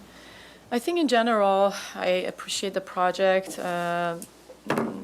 In bulk and scale, I don't feel like it has drastically make the project larger. And by removing the hexagonal tower, I think it's helping the project flowing into the topography better.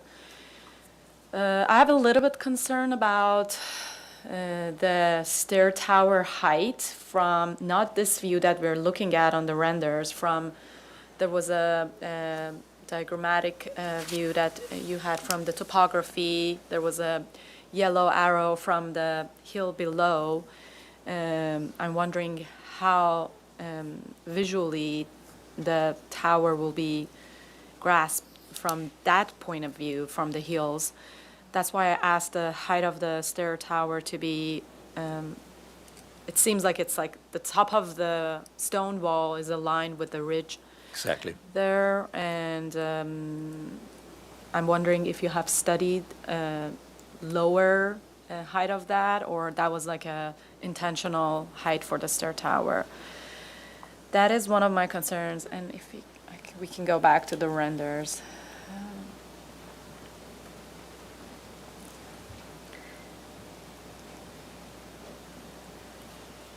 I think the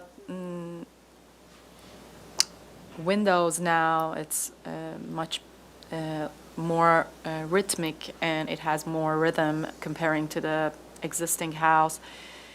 There are like a couple of instances that are a little bit conditions. The one that I asked, which was the one that it's heating the stone, and I totally understand the interior aspect of it.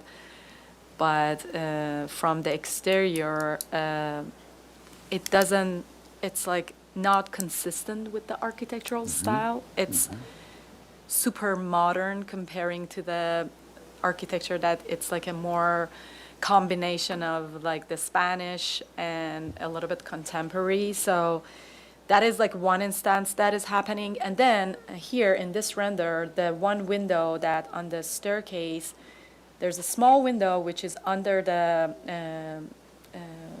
gabled roof, and then there's a window that it's like the head height of it becomes taller. Yes. And I don't know the reason for that. Maybe we can look at it in the plans. But that are the little instances that are happening. That it's the cohesiveness of the project, transitioning from the Spanish style to the components that are contemporary, blending into it. I think like the transitions are important in this project a lot, and I think it's been worked out really nice. There are like a couple of instances that might be worked out more.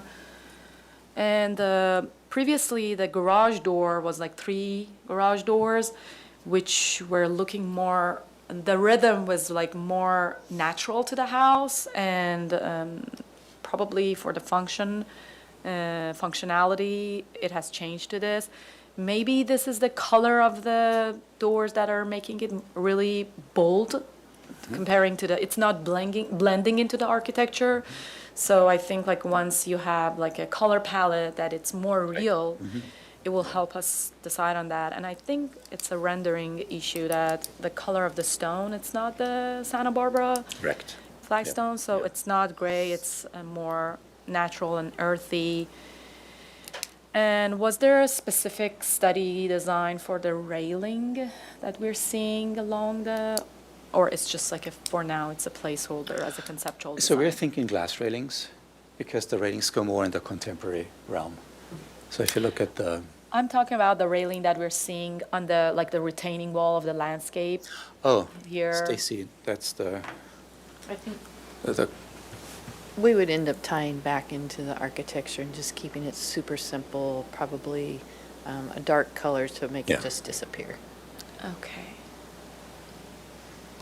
I think that's it for now, and maybe I'll have when I listen to you guys. Can I comment on your questions that are really awesome? Just really quickly, because we're in comments right now, and we're behind.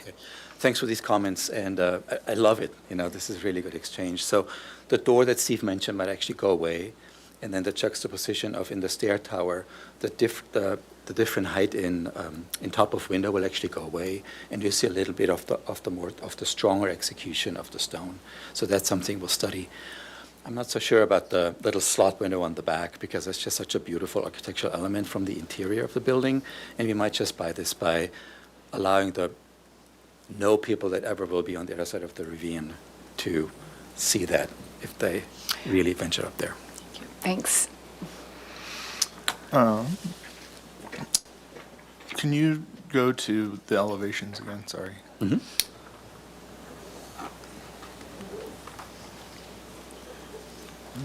Just wanted to look at the elevation for the, yes, that side, perfect.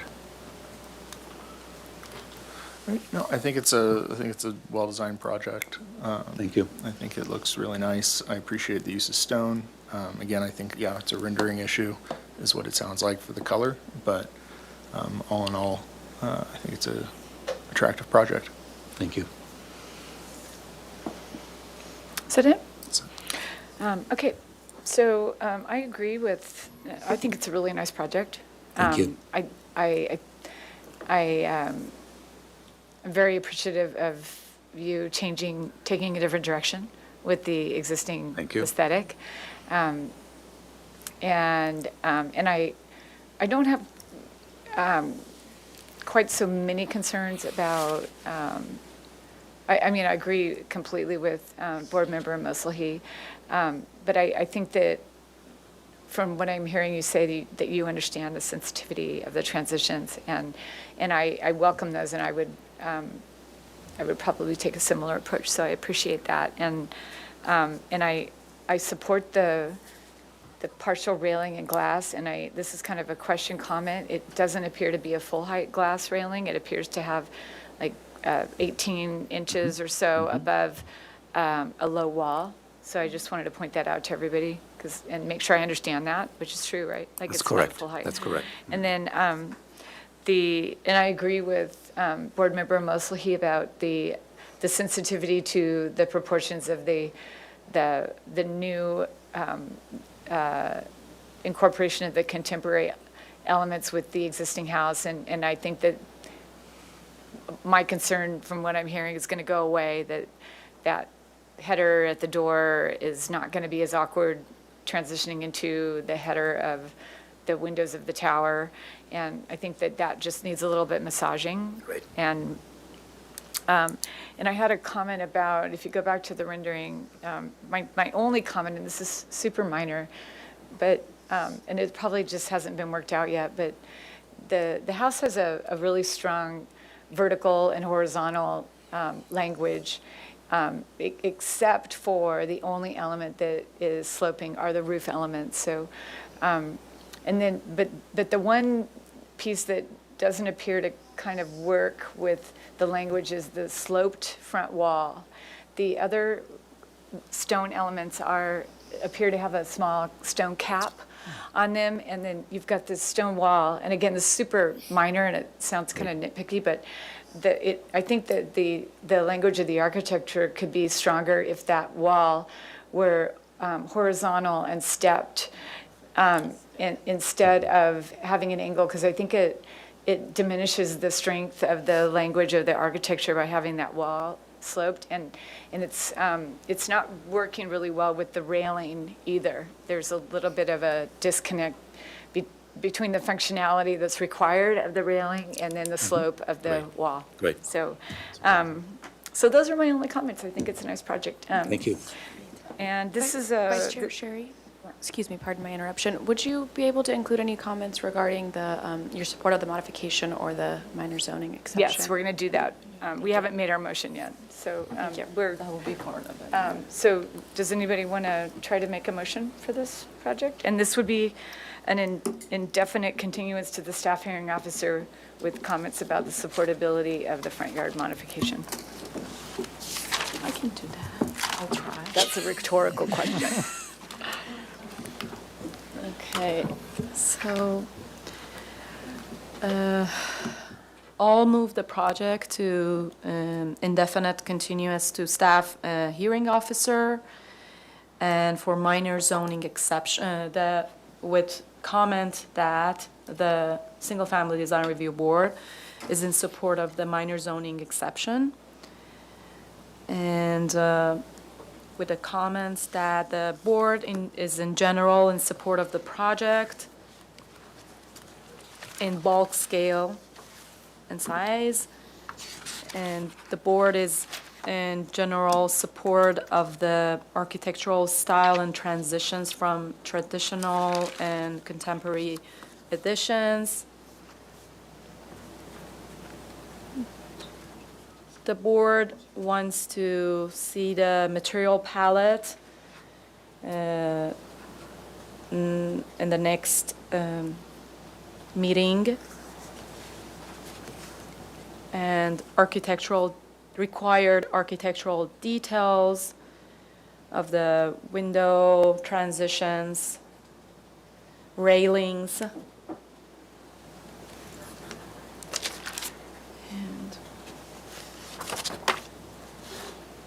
We need to do the findings as well. No, it's a concept review. Quick question, Board Member Mosley. In your beginning part of the motion, you had spoke to the minor zoning exception. Are you also in support of the modification as well? Yes. Okay, so we can add that. Can we add that? Okay. Should I mention it again, or? I think we can just add it in as part of the record. And I don't think we support modifications. I think we take no exception with the modifications. Like, it's not, we've been reprimanded for that in the past. Right, it's about so like there's aesthetic support for the front setback modification. Yes. That was one thing I was going to bring up, was that it wasn't an MZA, it was a front yard mod. Front up, I'll second the motion, and I was wondering if the maker of the motion would be okay with mentioning that when you, under the item of the motion where you mentioned details, that there would be mention of the front wall and railing interface. Did you say that in your? I said railing, but Railing, but maybe can just we front add wall that? and railing? Front wall and Jesse? railing? Does that make sense? Okay. And then, so I'm seconding the motion with that addition. Okay. Thank you. Perfect. We will take a vote. Vice Chair Sherry? Yes. Board Member Mosley? Yes. Board Member Richards? Yes.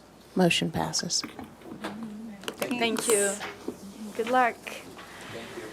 All right, moving on to, we're still behind, to item number 3, which is 821 Bond Avenue. This is a proposal to abate a violation, a demolition of an existing shed, wood entry gate, a portion of the as-built trellis, and detached garage. Existing to remain as an 848 square foot single-family residence. There's a request to permit an the as-built unpermitted work. Substantial redevelopment of primary residence, including exterior improvements, footings, framing, roofing, windows, and siding. The project also includes new vehicle parking, a new 77 square foot shed with an attached as-built trellis, a privacy wall, and a gate. Review by the Single Family Design Board is required for the primary residence. The accessory dwelling unit is not in the purview of SFDB. No final appealable decision will take place at this hearing. NPO findings will be required when the project is reviewed for project design approval. Your name for the record. Good afternoon. I'm George Mansour with Design Arc. Sorry for interrupting. I just wanted Oh, I'm to, sorry. I didn't even see you there. No worries. I just wanted to provide some staff comments. I'm Jillian Fennessy. I'm the case planner for this project. Design review is required for the primary residence as the building is over 17 feet high. This project is still in their 30-day review and is subject to change. This project is before you for a concept review to gain initial feedback on the primary residence, as well as weighing in on the appropriateness of the site design and layout. Your comments will be provided to the staff hearing officer for potential open yard and parking modifications. And just as a reminder, the accessory dwelling unit is not within the purview of the SFDB, as this project invokes Assembly Bill 2533. And I'm here to help answer any questions. Thank you. Thank you. All right. Oh, you already said your name. Go ahead, George. Is your microphone on? So this project, this is a modest property in a commercial zone. Oh, didn't on. Thank you. I saw the green light. Okay, we have a modest property in a commercial zone, and we are simply proposing to re-roof and plaster the house with a change of windows. So you can see here the previous existing condition and this roofing project, which simplifies the roof into a gable. Moving on, these are some neighboring properties. We have 3-story properties.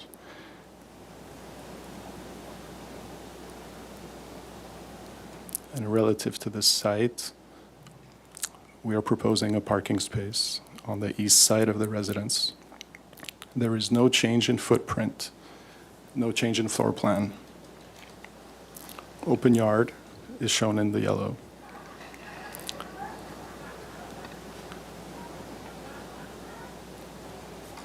This floor plans are unchanged. We are thickening the walls on the perimeter to strengthen the structure to support the new roof. And moving on to the elevations, if we can use the printed sheets with the camera above, is that okay? Yes, so what we need to do, City TV. Vice Chair zoom in on this. Sherry, there was some additional details that this applicant provided, but in fairness to members of the public and to the board, they required printouts. Has to go over here.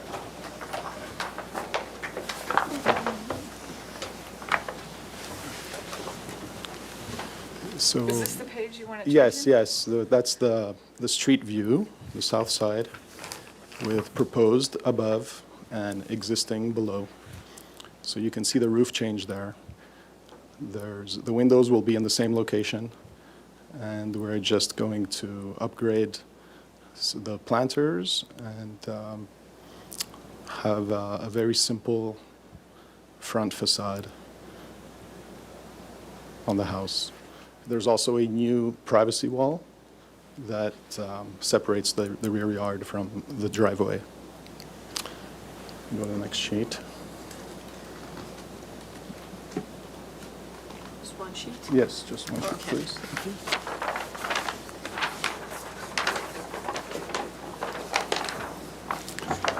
Thank you.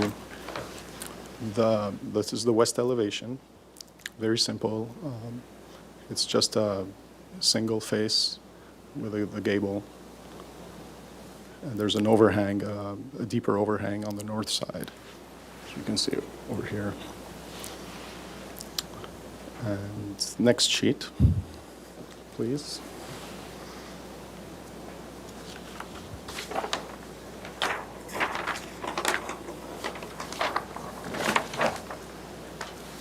This is the north side. Again, not much change. Just the roof gets simplified and solidified. We have plaster, hand troweled smooth. And we may play with some plaster colors. You see the chimney is a darker shade. And we can see that on the next sheet where there's probably more interesting on the driveway side, we are hoping to use two different tones to create a little variation in the elevation. This is actually set back slightly by about 4 inches because the wall got thicker with the solidification of the structure. And that used to be that's an entry porch that will privatize a little bit with some horizontal slats. And that's it for the residents. You'll notice that the rear structure we'll talk about at a further meeting, I imagine.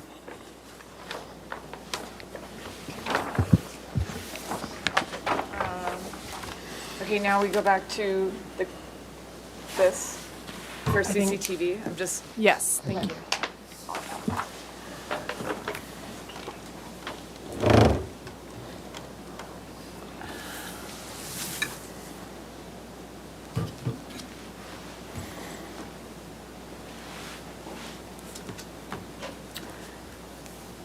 Is that the end of your presentation? Yes, thank you. Okay.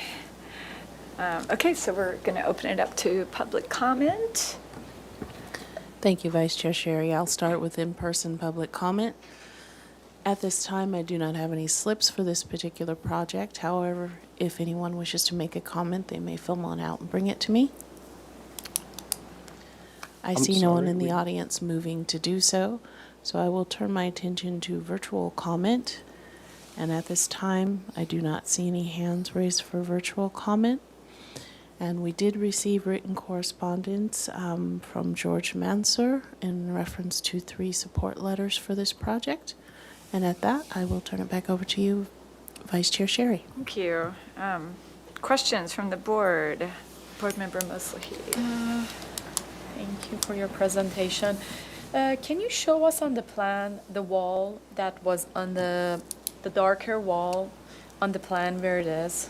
I'm trying to visualize it. Is this maxed out? Was it in the back elevation? Like The dark wall, oh, you mean the plaster color? that you said it's like 4-inch set, a little bit set So- back because it's the new walls are thickened. Where's Absolutely. that wall? in the Absolutely. plan? It's the perimeter of the house, actually. So the previous house was built in 1956, I believe, with very thin walls.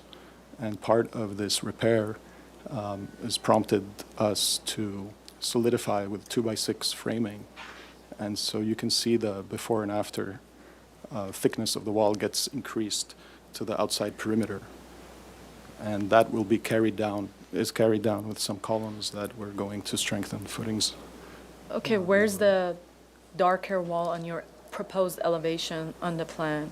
That's my question. Because the rest of the walls were, I think it's at the entry porch. Is it the entire Oh, entry okay. But porch? she wants to see it in. yeah, I Oh, wanted it's to on the see- other drawing, so we Yes. don't have. Okay, okay, we don't have it yet. We No just worries. flip to that page. No, no, Can you that's just fine. point it out on the plan? That's fine, okay. So it's the entry porch wall. The entry porch is over here. We don't have these elevations, I guess. It's fine. No. This, Oh.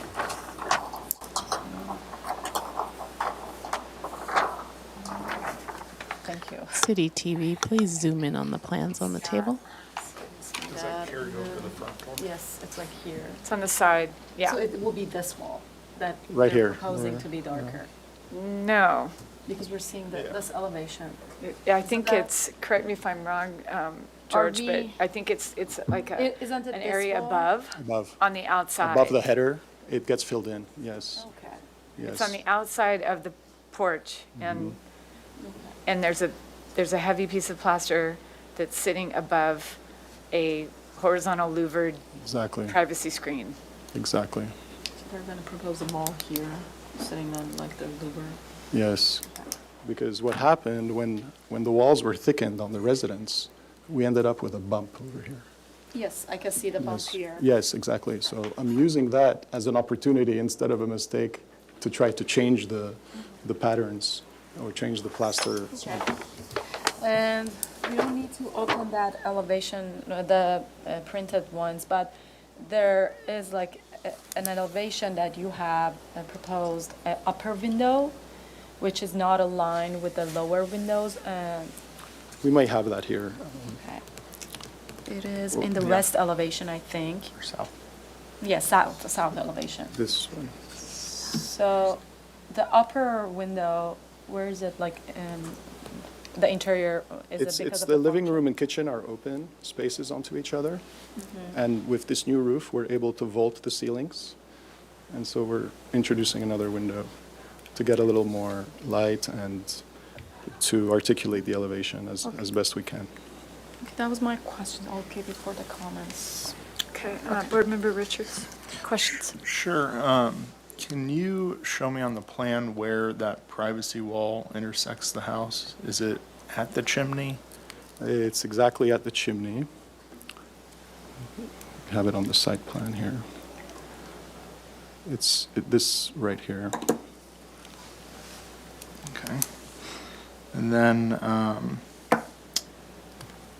guess, so the reason for the much deeper awning over the back elevation, the overhang. There's an entry there, an entry porch that goes to the back kitchen. And it's nice to have a cover and also to get more shade with the big windows that are on the north wall. Okay. Morning shade, I guess.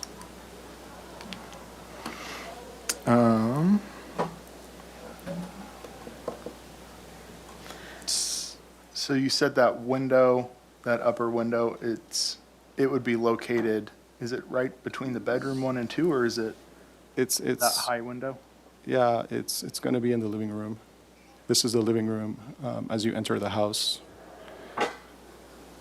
So we'll have the window along this wall on the south of the chimney. If we're talking about the east elevation. It was the high window on that south elevation. Yes. Well, the south I'm considering to be the street elevation. Can you go to the elevations then? Yeah, let's Sorry. go back to the, I just want to make sure we're talking about the same window. So on that proposed south elevation, you have that high window. right. So that, okay. So in this instance, we're just not seeing the entry porch because that wall is continuous on this elevation as opposed to the printed one. Yes, Okay. it's unfortunate. This is the east elevation, and we are. I'm sorry. The east elevation, the entry porch is here. So in this iteration, we hadn't had the slats designed yet. So Okay. the entry porch is here, and this is actually it's mislabeled on this set. That's why I corrected it. But this is the west elevation. So that high window in the west elevation then, is that into an attic space? No, we're attempting to vault the ceilings as much as we can. So it would end up in the bedroom. Okay. And then the chimney, is that just plaster? Yes. Okay, thank you. It's currently brick, Okay. but that won't really fit, I think, in the style that we're going to bring the residents into. So we're thinking plastering in a dark color would create a little break in the monotony of the white wall. All right. Thank you. Those are my questions. Okay. Can you go back to the photos, please, like of the front elevation? And also, I'm having a hard time figuring out where this is on Bond, and just because you glossed over it so quickly, I kind of missed it. Where, like, let me see on the vicinity map first, maybe. So it's Milpas is to the east. So it's on the northwest side of Bond as you're approaching Milpas. Yes, you come into Bond right at the Kentucky Fried Chicken is right on the corner, right? Laundromat, and there's 3 houses down. Okay, and then can I see the photo of the front elevation again, please? The photo, yeah. And so can you zoom in on the view of the main residence south elevation with the, right there on photo number 1?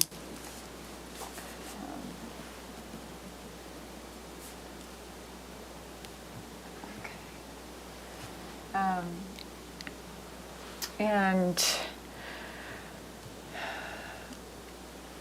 okay, and then, what is the proposed roof material? Shingle for now. We think it's, So it looks like it was shingle. it was shingle, yes. So you're not changing it.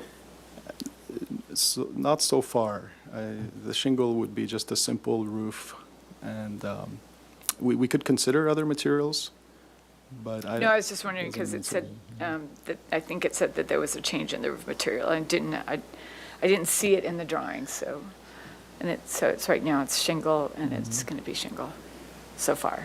So far. Okay. Okay, those are my questions and comments from the board.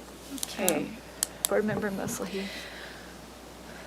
I think in general, upgrading the existing house, we appreciate that you're doing this.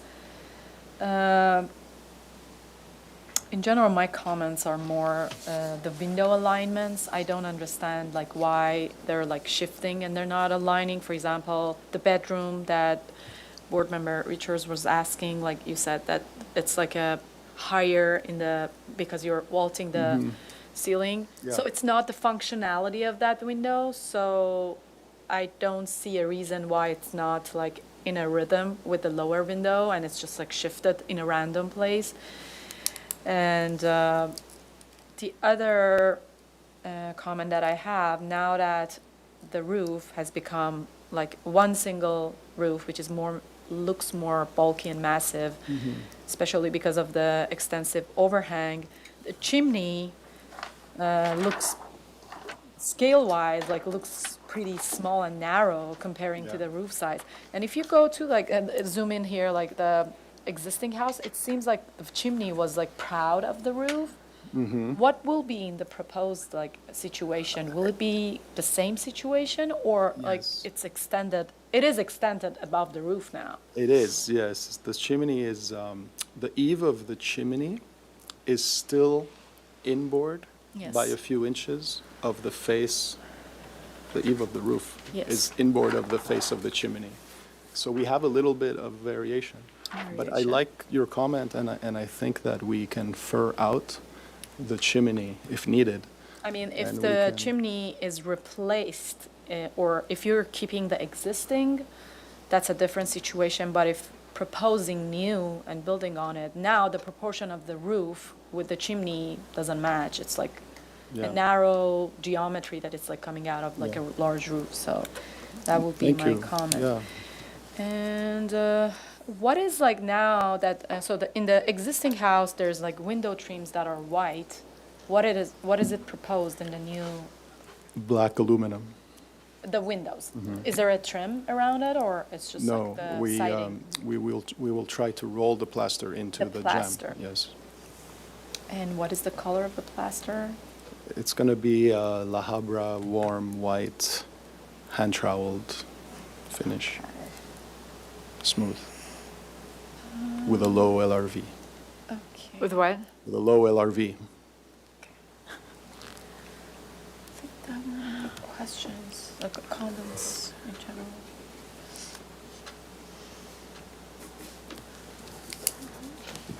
Board Member Richards, comments. Sure. You know, I think that the existing house has some real charm to it, especially with kind of how that roof form articulates throughout it. I kind of wish that you guys would try and imbue some of that charm back into the house, because what's kind of being presented here is pretty straightforward, cookie cutter, just plaster walls. I also would like to see some sort of, I guess, visual support for that covered back awning extension. It just seems like it needs something to support it, and that cantilevering it out is kind of just an odd touch with everything else. And then I would also like to see some more articulation with the windows, as Shinar had said, where there's some rhyme and rhythm given to them. Okay. Thank you, Board Member Richards.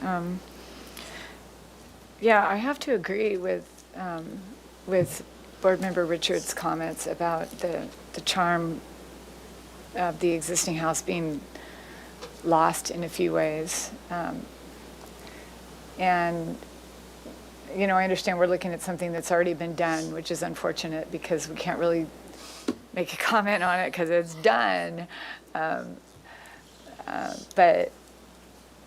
and I think that it could be something, but it's, but I agree that both the gable element that faces the street and combination with the bougainvillea and that is kind of softening the front of the house, and the wood trim with the wood siding, you know, are all, you know, contributing factors. So I have a, sorry to backtrack, I have a question for staff. Why did this project come in front of us? Because, like, what's the trigger? So as Jillian mentioned earlier, that so this is all as-built, so this is unpermitted work. We're dealing with an enforcement case, and they're trying to abate all the violations. And originally, the home was under 17 feet, what was done before, but the changes, it's like substantial redevelopment, and they've kind of built these outside walls on, and the roof has been taken off, and it exceeds 17 feet in height. So our municipal code trigger is the 17-foot in height, and so it's just over that, so that opens up the entire residence and site for Yeah, you answered my question. SFDB I was design wondering, review. it's just the 17-foot height that triggers SFDB. Correct. Well, that's unfortunate. So that being said, I think there's a way to make the improvements work, but I'm having a hard time understanding the rolled plaster detail, and I think that something has to be done to bring back in a different way the charm that we're losing with the existing house, with the traditional, you know, the original wood siding, the trim around the windows, the gable roof that we lost. Looks like the pitch got steeper, I guess. The roof got completely redone, I guess, because, and now, you know, I don't want you to be set back in process, but I don't think there's any charm-giving elements to the just a plaster wall with some windows and no trim and no landscaping that's kind of softening the front of the front elevation. And now that we've lost that gable, we kind of went backwards aesthetically. So I would look for a way to incorporate something that brings that back. And maybe you could do it with just landscaping, but maybe you could introduce a trim to get a shadow line instead of trying to roll the plaster, because you're not ending up with a double stud wall and in order for you to get a really substantial relief, or any kind of a relief at all for that matter. So so I just think that it should be better than what was there before, instead of losing the charm that the original residents had. Those are my comments. So does anybody want to make an attempt at a motion? No? Yes? No? I can try. So this would be... Vice Chair, go ahead. May I make a recommendation? Given the types of comments, it might be worth coming back to Single Family Design Board for one more concept review prior Okay. to staff hearing officer. Yeah, But I agree. That's ultimately Yeah, I your agree. call as a Okay. board. So this would be an indefinite continuance back to the Single Family Design Board with the following comments: that the applicant to look at ways to reintroduce the charm of the previous residents.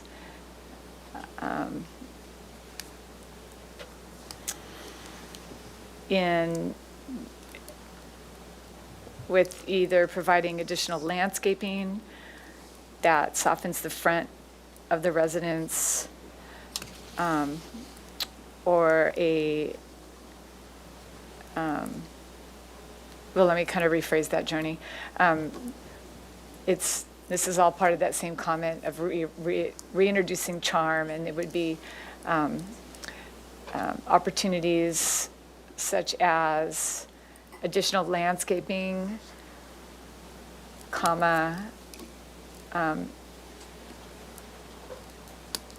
window trim and shadow line at window to wall transition.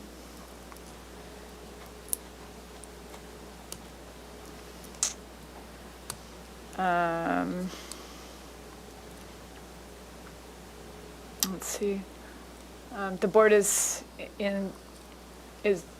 generally in support of the proposed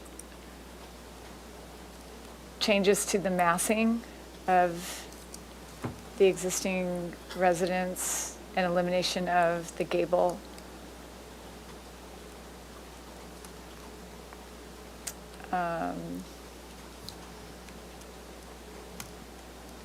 I didn't comment on the windows because they're on the sides of the house, but I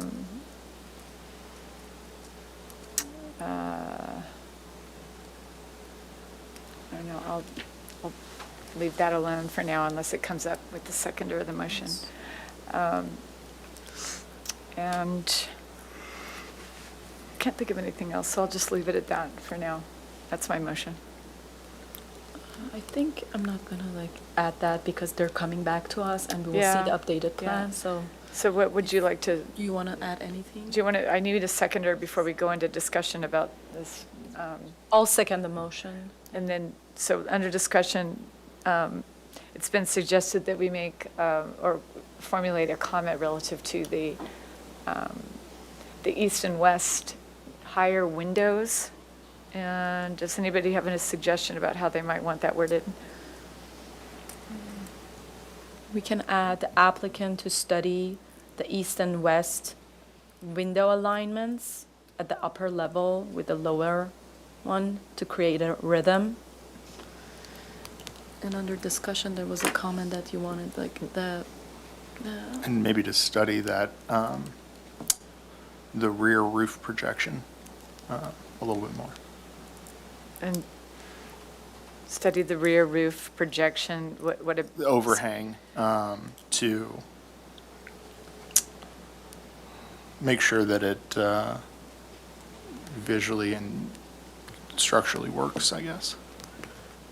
So study the rear roof projection detailing to ensure that it's compatible with the proposed design. Yeah.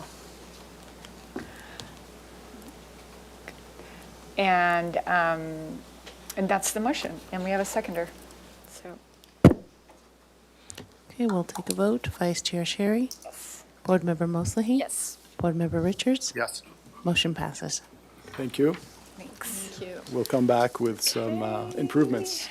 Just not too far back, just a little bit. Okay, so moving on to our fourth and final agenda item, number 4, 575 Braemar Ranch Lane. This is a continued item that's asking for project design approval. This is a proposal to permit 600 square feet of as-built additions and construct 557 square feet of new additions to an existing 4,749 square foot 3-story residence and attached 649 square foot 3-car garage. Project includes replacement of all windows and doors, exterior material alterations, new pool with a slide and spa, an expansion of the existing covered patio and existing deck. The proposed total of 1,508 square feet of development on a 2.5 acre lot is 94% of the maximum guideline floor to lot area ratio. Project design approval is requested. Neighborhood preservation findings and hillside design district and slope lot findings are required. The project was last heard on October 7th, 2024. Thank you, Vice Chair Sherry. I did want to relay a staff comment on behalf of the case planner. So just an FYI, the applicant is pursuing an FAR reduction of the basement area. And staff has requested appropriate FAR elevation exhibits prior to final approval to ensure the project qualifies for that reduction. So with the reduction, the FAR would be 94%. Without the reduction, the FAR would be around 113%. Either way, the project demonstrates compliance with the zoning ordinance, regardless of the FAR percentage, because it's guideline and not required. Thank you. Okay, your name for the record. David Watkins, project designer. Gilly Rochelle, interior designer. Good afternoon, Madam Chair, fellow board members. This is a project you saw back in the fall, and I'll know it's late, so I'll kind of skip over the recap unless you guys have questions about that. I think we're going to want to see the minutes from the meeting. Sure. So maybe a way to do your presentation would be to incorporate the comments, because we're going to have to go through all those one by one. That's what I was going to do. Okay, Yeah. good. So to briefly touch on that last point from the planner, this is the ground level here that we're proposing. I'll go up to the original real quick to kind of show you what it was looking like. There was a lot of as-built work that was done over here on the west by the previous owner and a little bit on the south here. With our new proposal, we're going to be filling some of that in, creating a new bedroom over here, getting this area permitted, pulling forward the garage, which will address one of the comments that we'll touch on in a minute when I go to elevations from the previous time, and clean up material out here, do the pool in the west, and replace the material, make this all consistent with one floor level.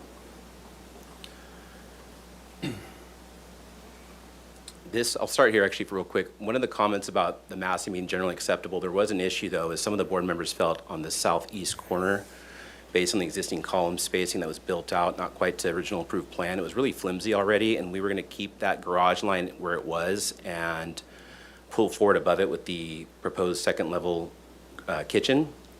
It kind of creates a soft story effect because this is a really large massing with the upper two floors.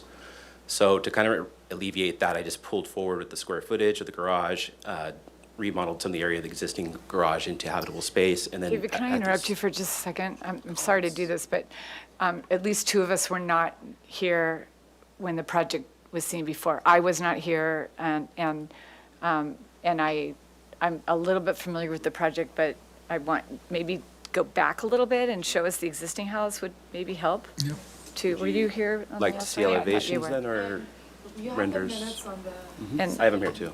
yeah, so Where would you guys like to see then first? let's just a very quick review of the photos and the site plan before we go into the comments, and it would help to go through the comments 1 through 10 in order, so we don't miss anything.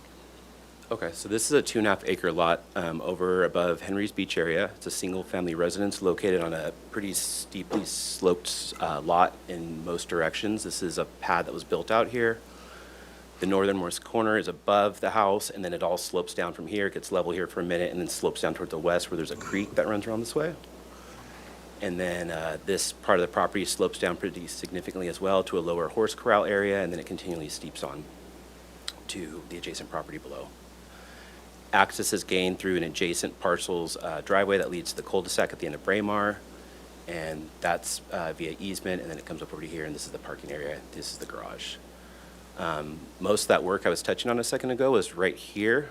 This is the southeast corner of the property down at garage level, and there's a series of steps that takes you up to second level, main level, and that will get you here where the main entry is on the east. This is a lawn right here. The north is retaining walls, again, like I said, steeply sloped down to that part of the house. And then over here on the west was soft story. So even though this area here to the north and the east are retaining and up against grade, this is all open, or most of it, this is closed here. This is open here on the southwest and south part of the house. where there's garage, rec room, and then building area. There's not a lot of yard over here that's really usable, so the only spot we can really put an enlarged patio and pool is over here on the west. And in doing so, that's going to require some upgrade of the retainings over here in the west here. There's some railroad ties that are failing. That's catching some of the slough here. We're going to gain some of that back here and then come over to this area as well, then design some retaining walls that come back here on the west and south and capture that. So here's the proposed expansion in gray. Here's the garage area to the south there. And this is the covered patio that's getting redone. This is the patio area and pool. Here's the rough topo from where those retaining walls that are failing used to be. And so you can see where a series of retaining walls that are parallel are running here to capture that. Here's the ground level plan. I was kind of touching on this. The last owner redid this area here. This was retaining, and then this house stopped kind of around, actually came to this hallway and stopped, weirdly enough. None of this was there and got built out. This original rec room was right here running, or was supposed to be permitted along grid line 10. When they built it, they pulled out this way here, so we're going to capture that and get it permitted and actually get that square footage here cleaned up. So these 45s are taken out, but that square footage can still remain rec room. This right here is the extent of this retaining wall. It's capturing all that grade on the east of the site, and in our new proposal, we're pulling forward just short right there with our garage square footage addition, as well as that kitchen addition up above. And then we're pulling forward just off that edge of retaining line, just a little over 2 feet with columns. And that difference in space of about 2 feet is what we're capturing up above with new square footage of uncovered deck as well. Those square footages at the second level of the kitchen and the deck itself are less than the square footages originally proposed on our last meeting. We reduced that by about 200 square feet. Here's that retaining wall I was talking about there. Here's the column that we're pulling forward on, and then I just used that to pull forward that massing above, make this corner not feel as flimsy and soft anymore, and then ground that addition up above in the kitchen a little bit better. Here's the existing kitchen. The rest of the house has really good square footage, but the kitchen itself, for the amount of space that it had over here, was not really utilized very well. It was kind of small for the size of the house too, and they have a growing family, so we actually wanted to pull forward here off this wall line, come out to the south existing deck line, and capture that square footage and convert that to kitchen. This bay window right here is existing. We're actually creating a new bay window element, but we're pulling it down about just under 2 feet to the south, popping that out about the same depth, and then allowing more light to come in here because of the views. The owners really tried hard to get as much views into those spaces as possible, so we're kind of pushing with the intent to really go modern with that, but also recognizing the house itself can't go too far. But making this a little bit wider will help get some more views over here in the morning of the east light, and then the south here we're pulling forward a square footage in class as well. Here's a proposed scheme. So I pulled the kitchen forward, took over some pantry space and created that back there. Then here's a new square footage over here. Here's the bay window. And then here's your extension here of about 2 feet 2 off the existing deck line that used to be here coming forward. And then I pulled back this kitchen from what it was from the last meeting to the north to flush that out with this deck line. We are not touching any hardscape here. There's some retaining walls and brick and stuff like that. That's a big string to pull. It would push us into maybe tier 4 with the amount of areas of hardscape and square footage we'd have to change. So anything that's brick on the site, including driveways, steps, chimneys, we're keeping as is, and that's not in scope. All the existing doors and windows on all 3 levels are really old. They're failing. They've been living with that for a couple of years now. It leaks. It cooks a lot, especially that south elevation. So we're replacing all the doors and windows with fiberglass units, Fleetwood, dark anodized. All the windows are going to be existing in the same sizes and configurations, slightly different styles, except the south here, we're keeping that glazing here as is. Last scheme you guys saw, we were trying to go for a different look, kind of more chateau look that is no longer in the scope anymore. So we're just trying to get the doors and windows replaced, take off the existing wood trim that's failing along the sides of the house. Because of that part of town, it gets a ton of moisture. There's a lot of rot everywhere, especially on the deck. We're going to replace the deck. The guardrail itself is only 32 inches, so we have to replace it anyways to get it compliant. So we're trying to replace this deck edge, replace the doors and windows, pull forward with this kitchen, and just kind of clean up all this. This is all wood trim here that's existing right now. It's very busy and just a lot. for the client's wishes. So we're just trying to clean all that up, make a nice little more aesthetic design, take off all that woodwork that's failing, just have a hard plaster, smooth level 5 finish, no bull nose on the edges, just clean, hard edges, do a horizontal wrought iron 42-inch guardrail in between these columns.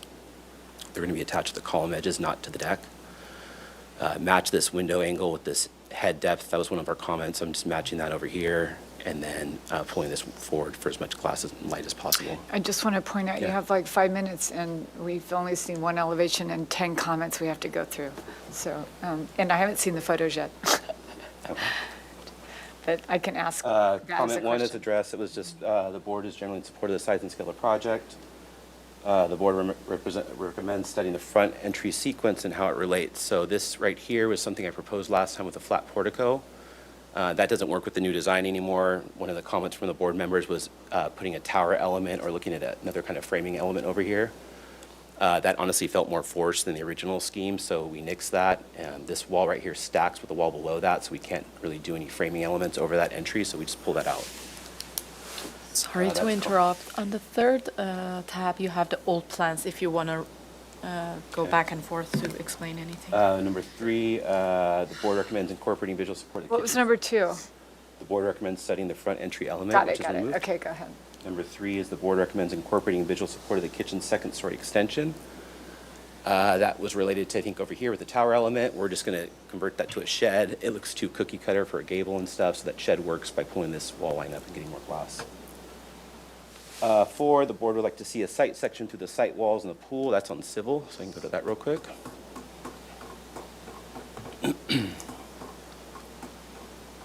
Here's these wall sections here with the double wall lines. At this corner, it comes up to 15 feet right there because of the grade, and it goes down to 0 at this point, so it goes from 0 to 15, and right around here, it's at 15. It goes to 0 at this point as well. Adding another series of retaining walls to kind of make that apparent face, like at 6 feet, is going to be really tricky because this slope gets so steep, and so that's kind of the mitigation of not having to add too many retaining walls and tear up this whole side just to make that work. Number 6, we're going to be hand watering this planting here. They're asking about landscaping, so I called out sage, rosemary, white sage, black sage to kind of fill in there. That's going to be hand watered at that planter bed between the retaining walls. Number 7, board is support of the heights. We're not changing any more roof heights anymore. There was some discussion originally about trying to make this roof line pull back to get rid of that clip hip thing that's going on at the 3rd level, but that was going to trigger a bunch of fight with the city and the planning. There's a 35-foot height limit, and roofs are not allowed to be changed in any way whatsoever, so we cannot do that. So the main roof lines will stay as they are, unfortunately, but it is what it is. The board studies the balance of solid glass and glazing, especially around the arch windows. We've removed the arch windows now, and we matched that south window head wall to the other side of the living room. The board recommends stepping down the railings to better frame the endings. This was down at the elevation to the south there. This issue originally, because the floor up here is about 18 inches higher than the deck line, and there was a step originally at this transition. I pulled the steps out, so this is all one level, so we get a nice clean 42-inch line continually across there. And then we have to step up here to get into the floor level of the kitchen. So I just pull that landing back off that south edge, and the landing doesn't go out as far, so at least we can get the railing running across, and then we'll have to hand rail it back for safety. I think that works a little bit better than trying to have this step up with the massing and stuff and make this corner feel heavier, and then plus it impedes the view here off that dining room window, which is something the client doesn't want. 10, the board is open to adding architectural details if possible to the chimney to help with the style. That was never in our scope, and it's just painted right now, and I don't want to touch that. That's a lot of extra work up there we're just going to paint it white to match the rest of the body of the house. And those the comments, and then I can show the photos you said. Yeah. Are they at the end of this one? Sorry.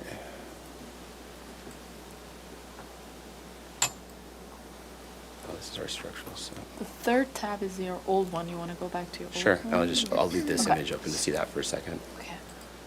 Those are rough color schemes, but we have physical material samples and colors to show you what we're going to be changing the body to for trim, materials, and things like that. I can answer those questions. Then I'll go to the photos real quick. Sorry, Don. Or Miss Sherry. Maybe they're at the front of the image. The photos aren't in here. Maybe they're Sherry hopes I have the Google Earth on. I don't want to see the existing house. Let's look It's kind of a, here you go, there's a, Yeah. Can you it's kind of a chateau-ish, quasi-80s craftsman chateau monster. I'll Can you right zoom here. in on Sure. that, please?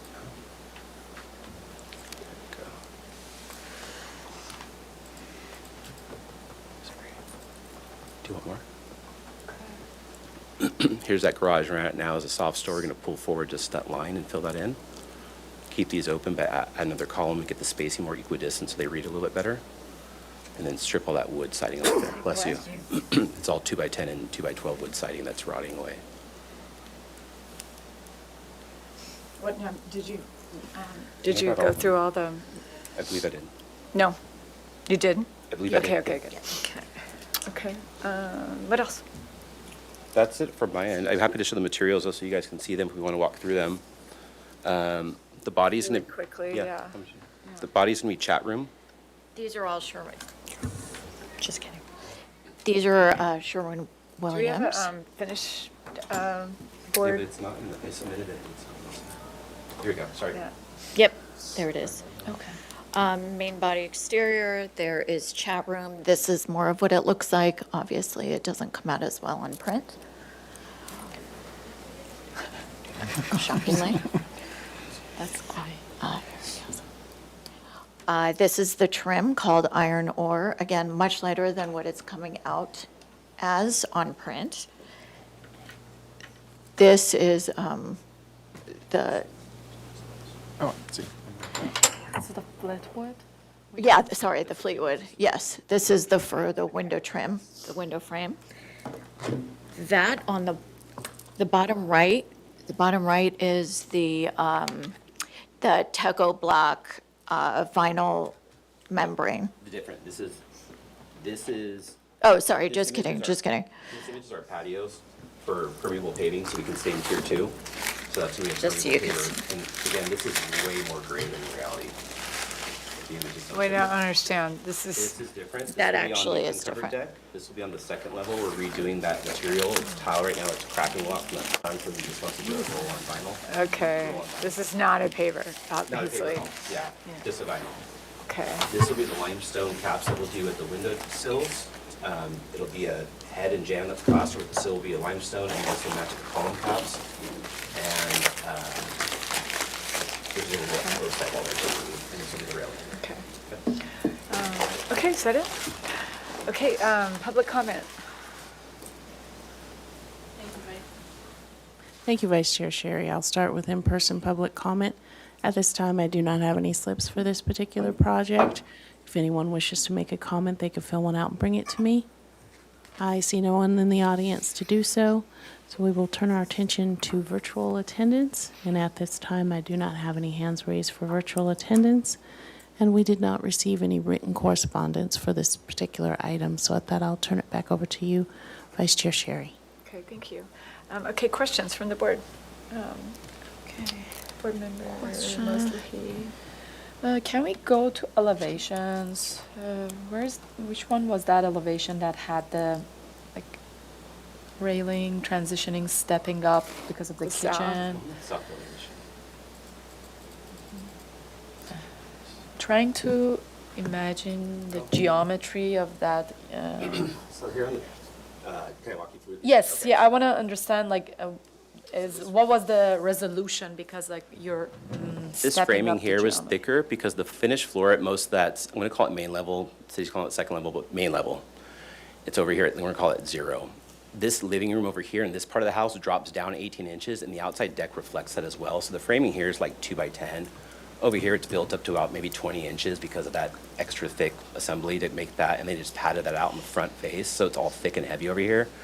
I don't like that, so I pulled all this out in front at the main area at least to kind of keep this part and this axis nice and clean. And I pulled the steps over to right about here. So in front of this window, that's clean now, and this railing can just continue across as it needs to. And then this is where we're filling off the kitchen here. This railing's too low as well. It's like at 32, so it's going to be higher. So I did this is a resolution where that floor level's all one thickness now, and at that lower level, -18, let's say, and then I hide this behind this little, tiny little side, wing wall, if you will, or parapet wall. Not really parapet, and it steps up right behind that. And the landing, that step doesn't come all the way out to the outermost edge of that deck. It steps back a little bit by about a foot, just so that railing can continue across like that. And all my models, when we're trying to make that different, it just got too heavy, and this doesn't look great. So this is kind of keeping everything consistent as best as we can. Thank you. Keep the rest for the comments. And a question. I don't think I have more questions. Sure. Member Richards? While we're on this south elevation, I'm looking at that lower level, and I'm seeing what look like windows that are pushed up considerably higher than the garage door, on the lower. Yeah. Yeah, on the proposed. Yeah. Is there a reason that there's a different head height there? These were 6/8. I'm pulling this up to like 710 because we have a ceiling that's about 8.2 right there. So I want to get as much light as possible because that wall is set back about 4.5 feet. So it's already going to be kind of dark. It already is dark throughout the day, which is great, but I want to get more sunlight in there because views. These garage doors, though, I'm keeping that height the same, though, at 7. Is there any planting proposed at the base of that 15-foot retaining wall? No, it's so steep down over there, and the way the vegetation is, there's only one neighbor to the northwest of us that's up and elevated, and you can't really see down below that end. It's already natural. There's trees already there, down trees and bushes. It's just kind of wild. Nothing planted right below that, the base. Okay. And I guess another question is, so the patio that we're seeing with the south elevation what's the capital, or what's the top of those columns? Limestone, like Limestone? a 3-inch piece. It's just going to come out maybe 3/4 past that edge of plaster, just for a real small little reveal. All right. I think those are all my questions. Thank you. I never saw the photos. Yeah, they're not in there. I don't know where, They're not in the if you could run through the photos again, because. They're not in the set. Oh, they're not in the set. I assume They they should have be in, I can take a look if they were uploaded separately. Give me a second. Yeah, maybe and while end she's of the looking old for the set. photos, I These were the old can ones. see a little Yeah. bit from, It's really from the Google map that we pulled up, but, so, okay, here's a couple of questions. So what's the finish of the proposed retaining wall? Down At below? the pool? Plaster on the face, and then sandstone cap, cap to match the tech coat, sorry. And the What is- plaster color is the same color as the house? Yes. And for some reason, when you were flipping through, I saw a bunch of arched windows. That was the original scheme, so when we came back before, last meeting, conceptually, it was supposed to kind of tie more kind of Normandy-esque style because of the roofs and what the owners originally wanted, and that's shifted since then. So the original design we saw last time was, That was what we saw. was more That was like why the this. comments was about arch. Tower element with the Yeah, bay windows, that's more what the dramatic. comment was about. This was here, yeah. And then that answers another question I had about some renderings that showed some really heavy concrete pilasters at the railing and. Gone. And that's gone. Okay, good. It's gone. And so back to the south elevation on that timbering, you're basically taking the timbering out of Yeah. the main element there but you're, Of all elevations. okay, because I didn't see any of the other elevations, so if you could go through the other elevations. So Here's the east right now, so this is all wood again at the corners, and at horizontal, right off the base, they do this. Pull up the sheet so I can see existing and proposed at the same, yeah, thanks. So that's existing and proposed east, right? Mm-hmm. See it all Okay, now here? go to west or north. North. So base level subterranean, this is the second and third level, same thing, just pulling all that off. Okay. And right underneath the rakes too, this is a E, but right behind that too, at the top of the rake, there's a 2x10 up there too that we're pulling off as well. Okay, and then east. There's the east, as the grade comes down right here. Here's all that, there's a bay window pop-up that's a 2-story element. All that trim follows along, we're pulling that off. And around there. where you made a comment about painting something white.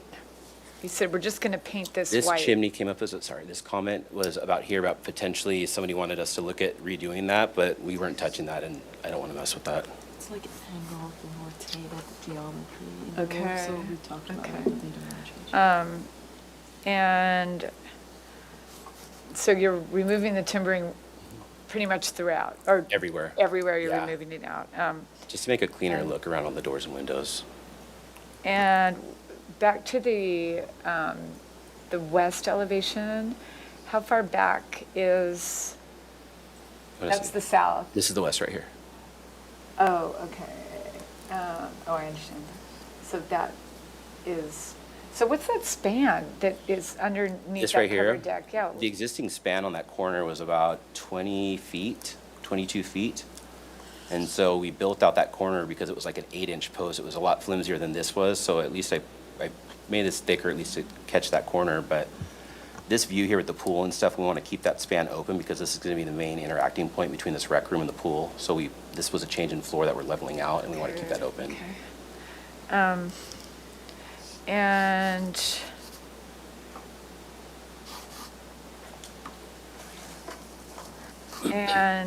We broke up that span here, though. What do you, I don't want to put you on the spot, but what would you call this style? Just more contemporary, just Santa Barbara contemporary. Not chateau. No. Contemporary chateau.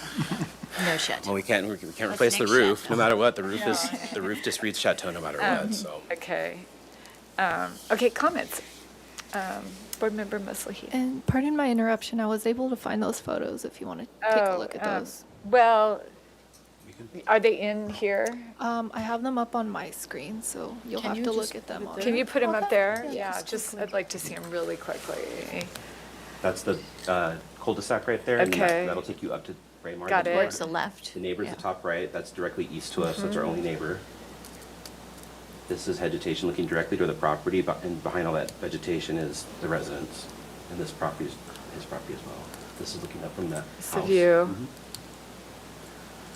That neighbor we looked at a minute ago, that's the hill across from right there, and up to behind that pine tree is that house that we're looking at a couple Okay. minutes before. That's the house looking from the lower Okay. access driveway of this property, that's the driveway. Got it. Northwest, this is where the retaining is going to go, and then this is the creek, and the neighbor beyond is what we're looking at from setting where the proposed pool will be. Okay. Same direction southwest, though. That's the area that we're replacing that retaining wall, building out the bedroom because that area is failing with the dirt, and taking off all this dark wood trim that's failing around the windows. And Okay. you'll see the drainage system's a mess too at the deck. Just to the west, that's north, just above the pool line. Okay, that's good. Thank you so much. That helps. Okay, go ahead. Comments. Okay.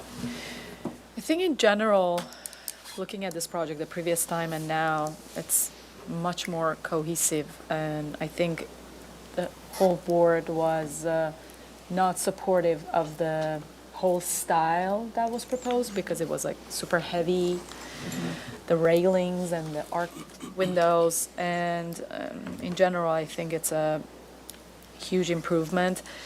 And I think like the original house with the trimming had a charm of the chateau kind of style.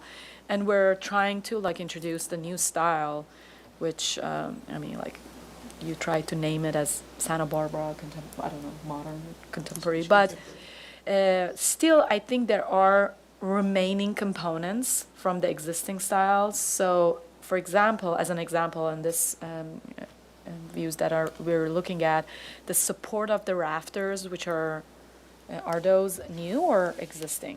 No, the existing corbels have to stay because that span is 30 inches, and again, we can't touch the Okay. roof. Yeah. So the corbels have to stay. So these are still, you know, remainings of the previous styles that will be defined in this existing style. So what we're trying to do is like make it more cohesive. So I understand that structurally those need to stay. And what are, this will be a question, the trims on the windows, like for example, the windows that you're showing in the middle, on the view 2, those square windows in the middle. What are the, like, at the sill? Yes. What are at the sill? The sill, the windows throughout are going to be that limestone sill we were talking Oh. about. So consistently everywhere, we're going to replace that with the sill. That's so at least The it's same not- as the cap of the columns that we have down there. Yeah, just taking it, stripping it off completely is going to be too much. So we're introducing just a little bit as much as we can. And we can't, again, with the corbels, we can't even alter those because of the ordinance. We can't alter anything. Okay. And the divided light everywhere, it's the same. True divided light. Yes, it's the same size of the mullions everywhere. Unless it's only like the garage door, which are like thicker and bulkier.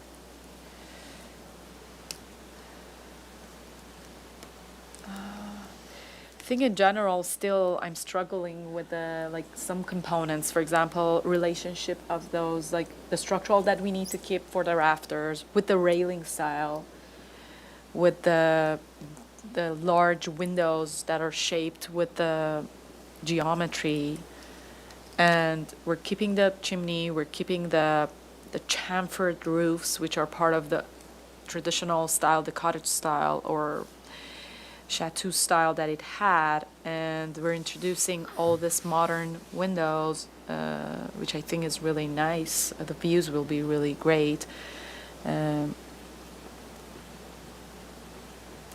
My comment will be like a little bit like detailed study of the how can we relate all of this together, the railings comparing to the existing components that we need to keep, because the scope of the project, we're not touching the chimney, we're not touching the structural components, the rafters, and we're not touching the roofs style that's not part of the scope of work. So what we can do, the new proposed items, components, not match cohesive though, so I'm not gonna like design here, you're the architect, so maybe a better way of like designing the railing that will talk with that, having better relationship.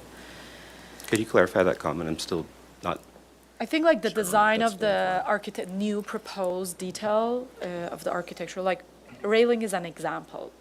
I think like the railing that is proposed here can be studied to be more cohesive with the style that will remain with the existing house.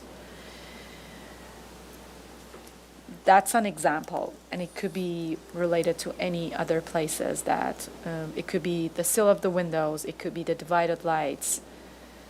I'm having struggle understanding the like transition from the existing style, and I would like to hear from other board members, what do they think? I think it's much better and more improved from the previous time that we saw, and it's really on a good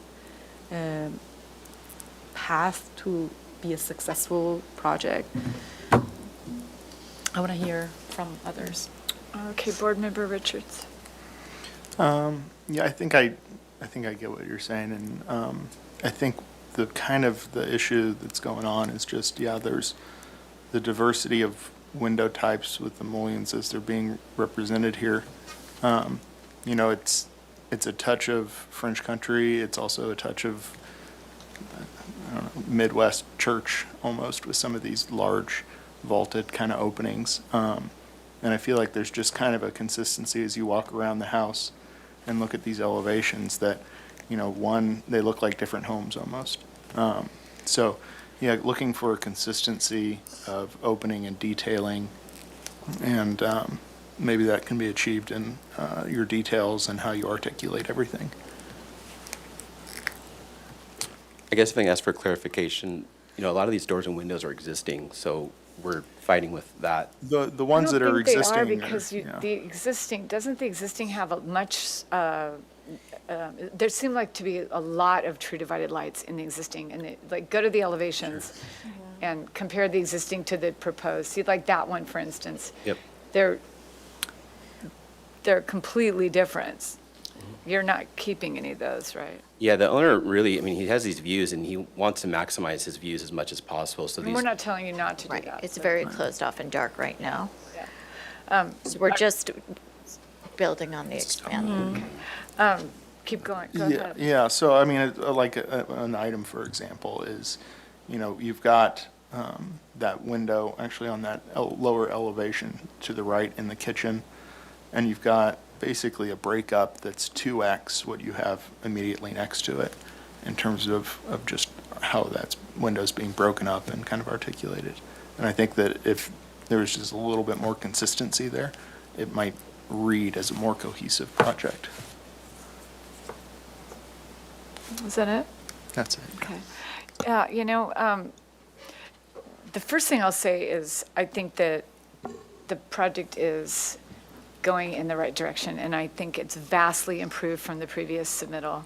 And even though I wasn't here, I studied the drawings and in the last submittal, and I was having a really hard time with that. And I feel like this change in direction was the right way to go. And but I am still struggling with, I just don't think it's quite there. I think it's 90% there, if I had to give it a percentage. And but I think that your challenge is going to be with some of these. Can I look at? Oh, we don't have the photo. Oh, wait, we do have the photos. Can I look at the photo of the? I wanted just to go back to, as an example, the photo of the existing roof. Yeah, give me 1 second. I closed out of it. Sorry. It's okay. Some of the roof elements that you said that you're having to maintain and you're having to work with those. So that's your challenge, right? Is how do you make this house something, improved, but how do you work with those corbels and how do you work with the roof? And that's the tricky part. And so this is, I think that elimination of the half timbering is encouraged if you can pull it all together. And I'm not sure, and I think a lot of it is, we can't tell you what railing's appropriate. I can't tell you that the railing that you've proposed is inappropriate. It might be appropriate. It's just, for instance, on the south elevation, the large, I'm not quite understanding the windows that go into the rake of the roof, because the front of the house never had any of that. So that's a new element. And if that's going to be part of your design party and part of your style, then I know you're trying to do it on the other side of the house as well, but the proportion of that window is the breakups are horizontal as opposed to vertical, and so are the other ones on that upper level, but the lower level are a vertical proportion. So there's a disconnect in the lower level looks more contemporary, the breakups, and then the upper level then takes on more of a 60s horizontal breakup, and so you might maybe that's what you need to do. I don't know, but there's some details about just integrating and pulling it all together from a design standpoint. Design consistency, and that's why I asked what style you would call this, and I understand that you don't have to name a specific, maybe it's eclectic, it is eclectic, but those are kind of my comments, but in general, I think it's been a very vast improvement from the previous submittal. So, Vice Chair Sherry, if I may, I believe the property owner is joining via Zoom, and he had his hand raised to speak, so it's at your discretion if you want to let him speak right now. We're already like an hour behind, but, and I'm not done with I have one more comment, that Okay. I think that the retaining wall should be a different color than the plaster of the house. I think it should be more of a natural color, and I think that it should be softened with landscaping, so I think that you should return with softening a landscape and a darker plaster color than you're proposing. And if the property owner wants to make a very quick comment, that would be fine. I apologize. Can you hear me? Yes, we can. Okay. I don't see my video, but yeah. So it is one of the things that I just want to point out that like the major change from the prior one is just really dialing back the scope, since there were a lot of opinions on the board as to we don't like your choices here. What I asked David to do is just kind of scale back, just kind of keep it more existing. So, I mean, I heard kind of some vague comments there on, change design a little bit, but like what happens, when it gets back to me is let's just kind of like keep more like the same, right? Because as this drags out, I'm kind of like wanting to scope the project out more. So if you could, I don't understand, I guess, what you want us to do with the railings or the windows there. I mean, the plaster and the wall, like super easy to understand, but my typical reaction when I'm like, well, I hear these vague comments is just like, let's try to keep things simpler and make fewer changes. And if that's the way you want to go, we can do that. Thank you. And I'll just make one last comment in kind of response to that this meeting is not a dialogue, and we're not here to design it. So I think you're kind of speaking to the property owner right now. You're in very good, capable hands, and I think that David's going to be able to, I think he understands our concerns, and he's going to come back with something that is approvable, and we can move forward. So would you like to make a motion? Okay, my motion would be that this is an indefinite continuance back to the full board with the following comments. That number one would be that the submittal, the proposed design is a vast improvement, and in general, the board supports the direction of the design and in elimination of the half timbering and the direction in a more contemporary design.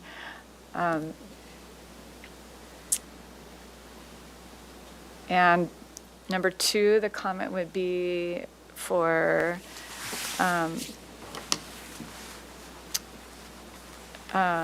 provide consistency in design detailing. In particular, the window and door selections and configurations, and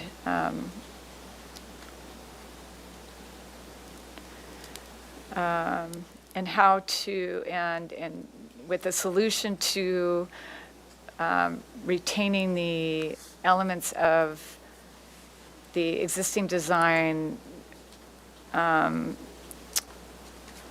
roof rafter extensions, and how they will work with the new proposed, more contemporary design.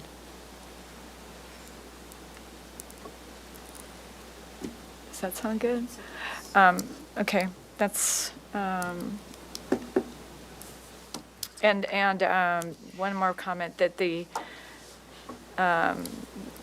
retaining wall that supports the pool should be a different color plaster.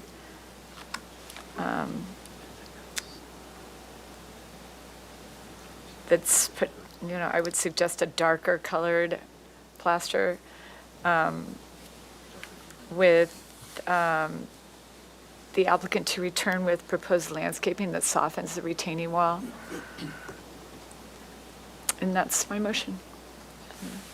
I'll second the motion. Any more comments? No? Okay.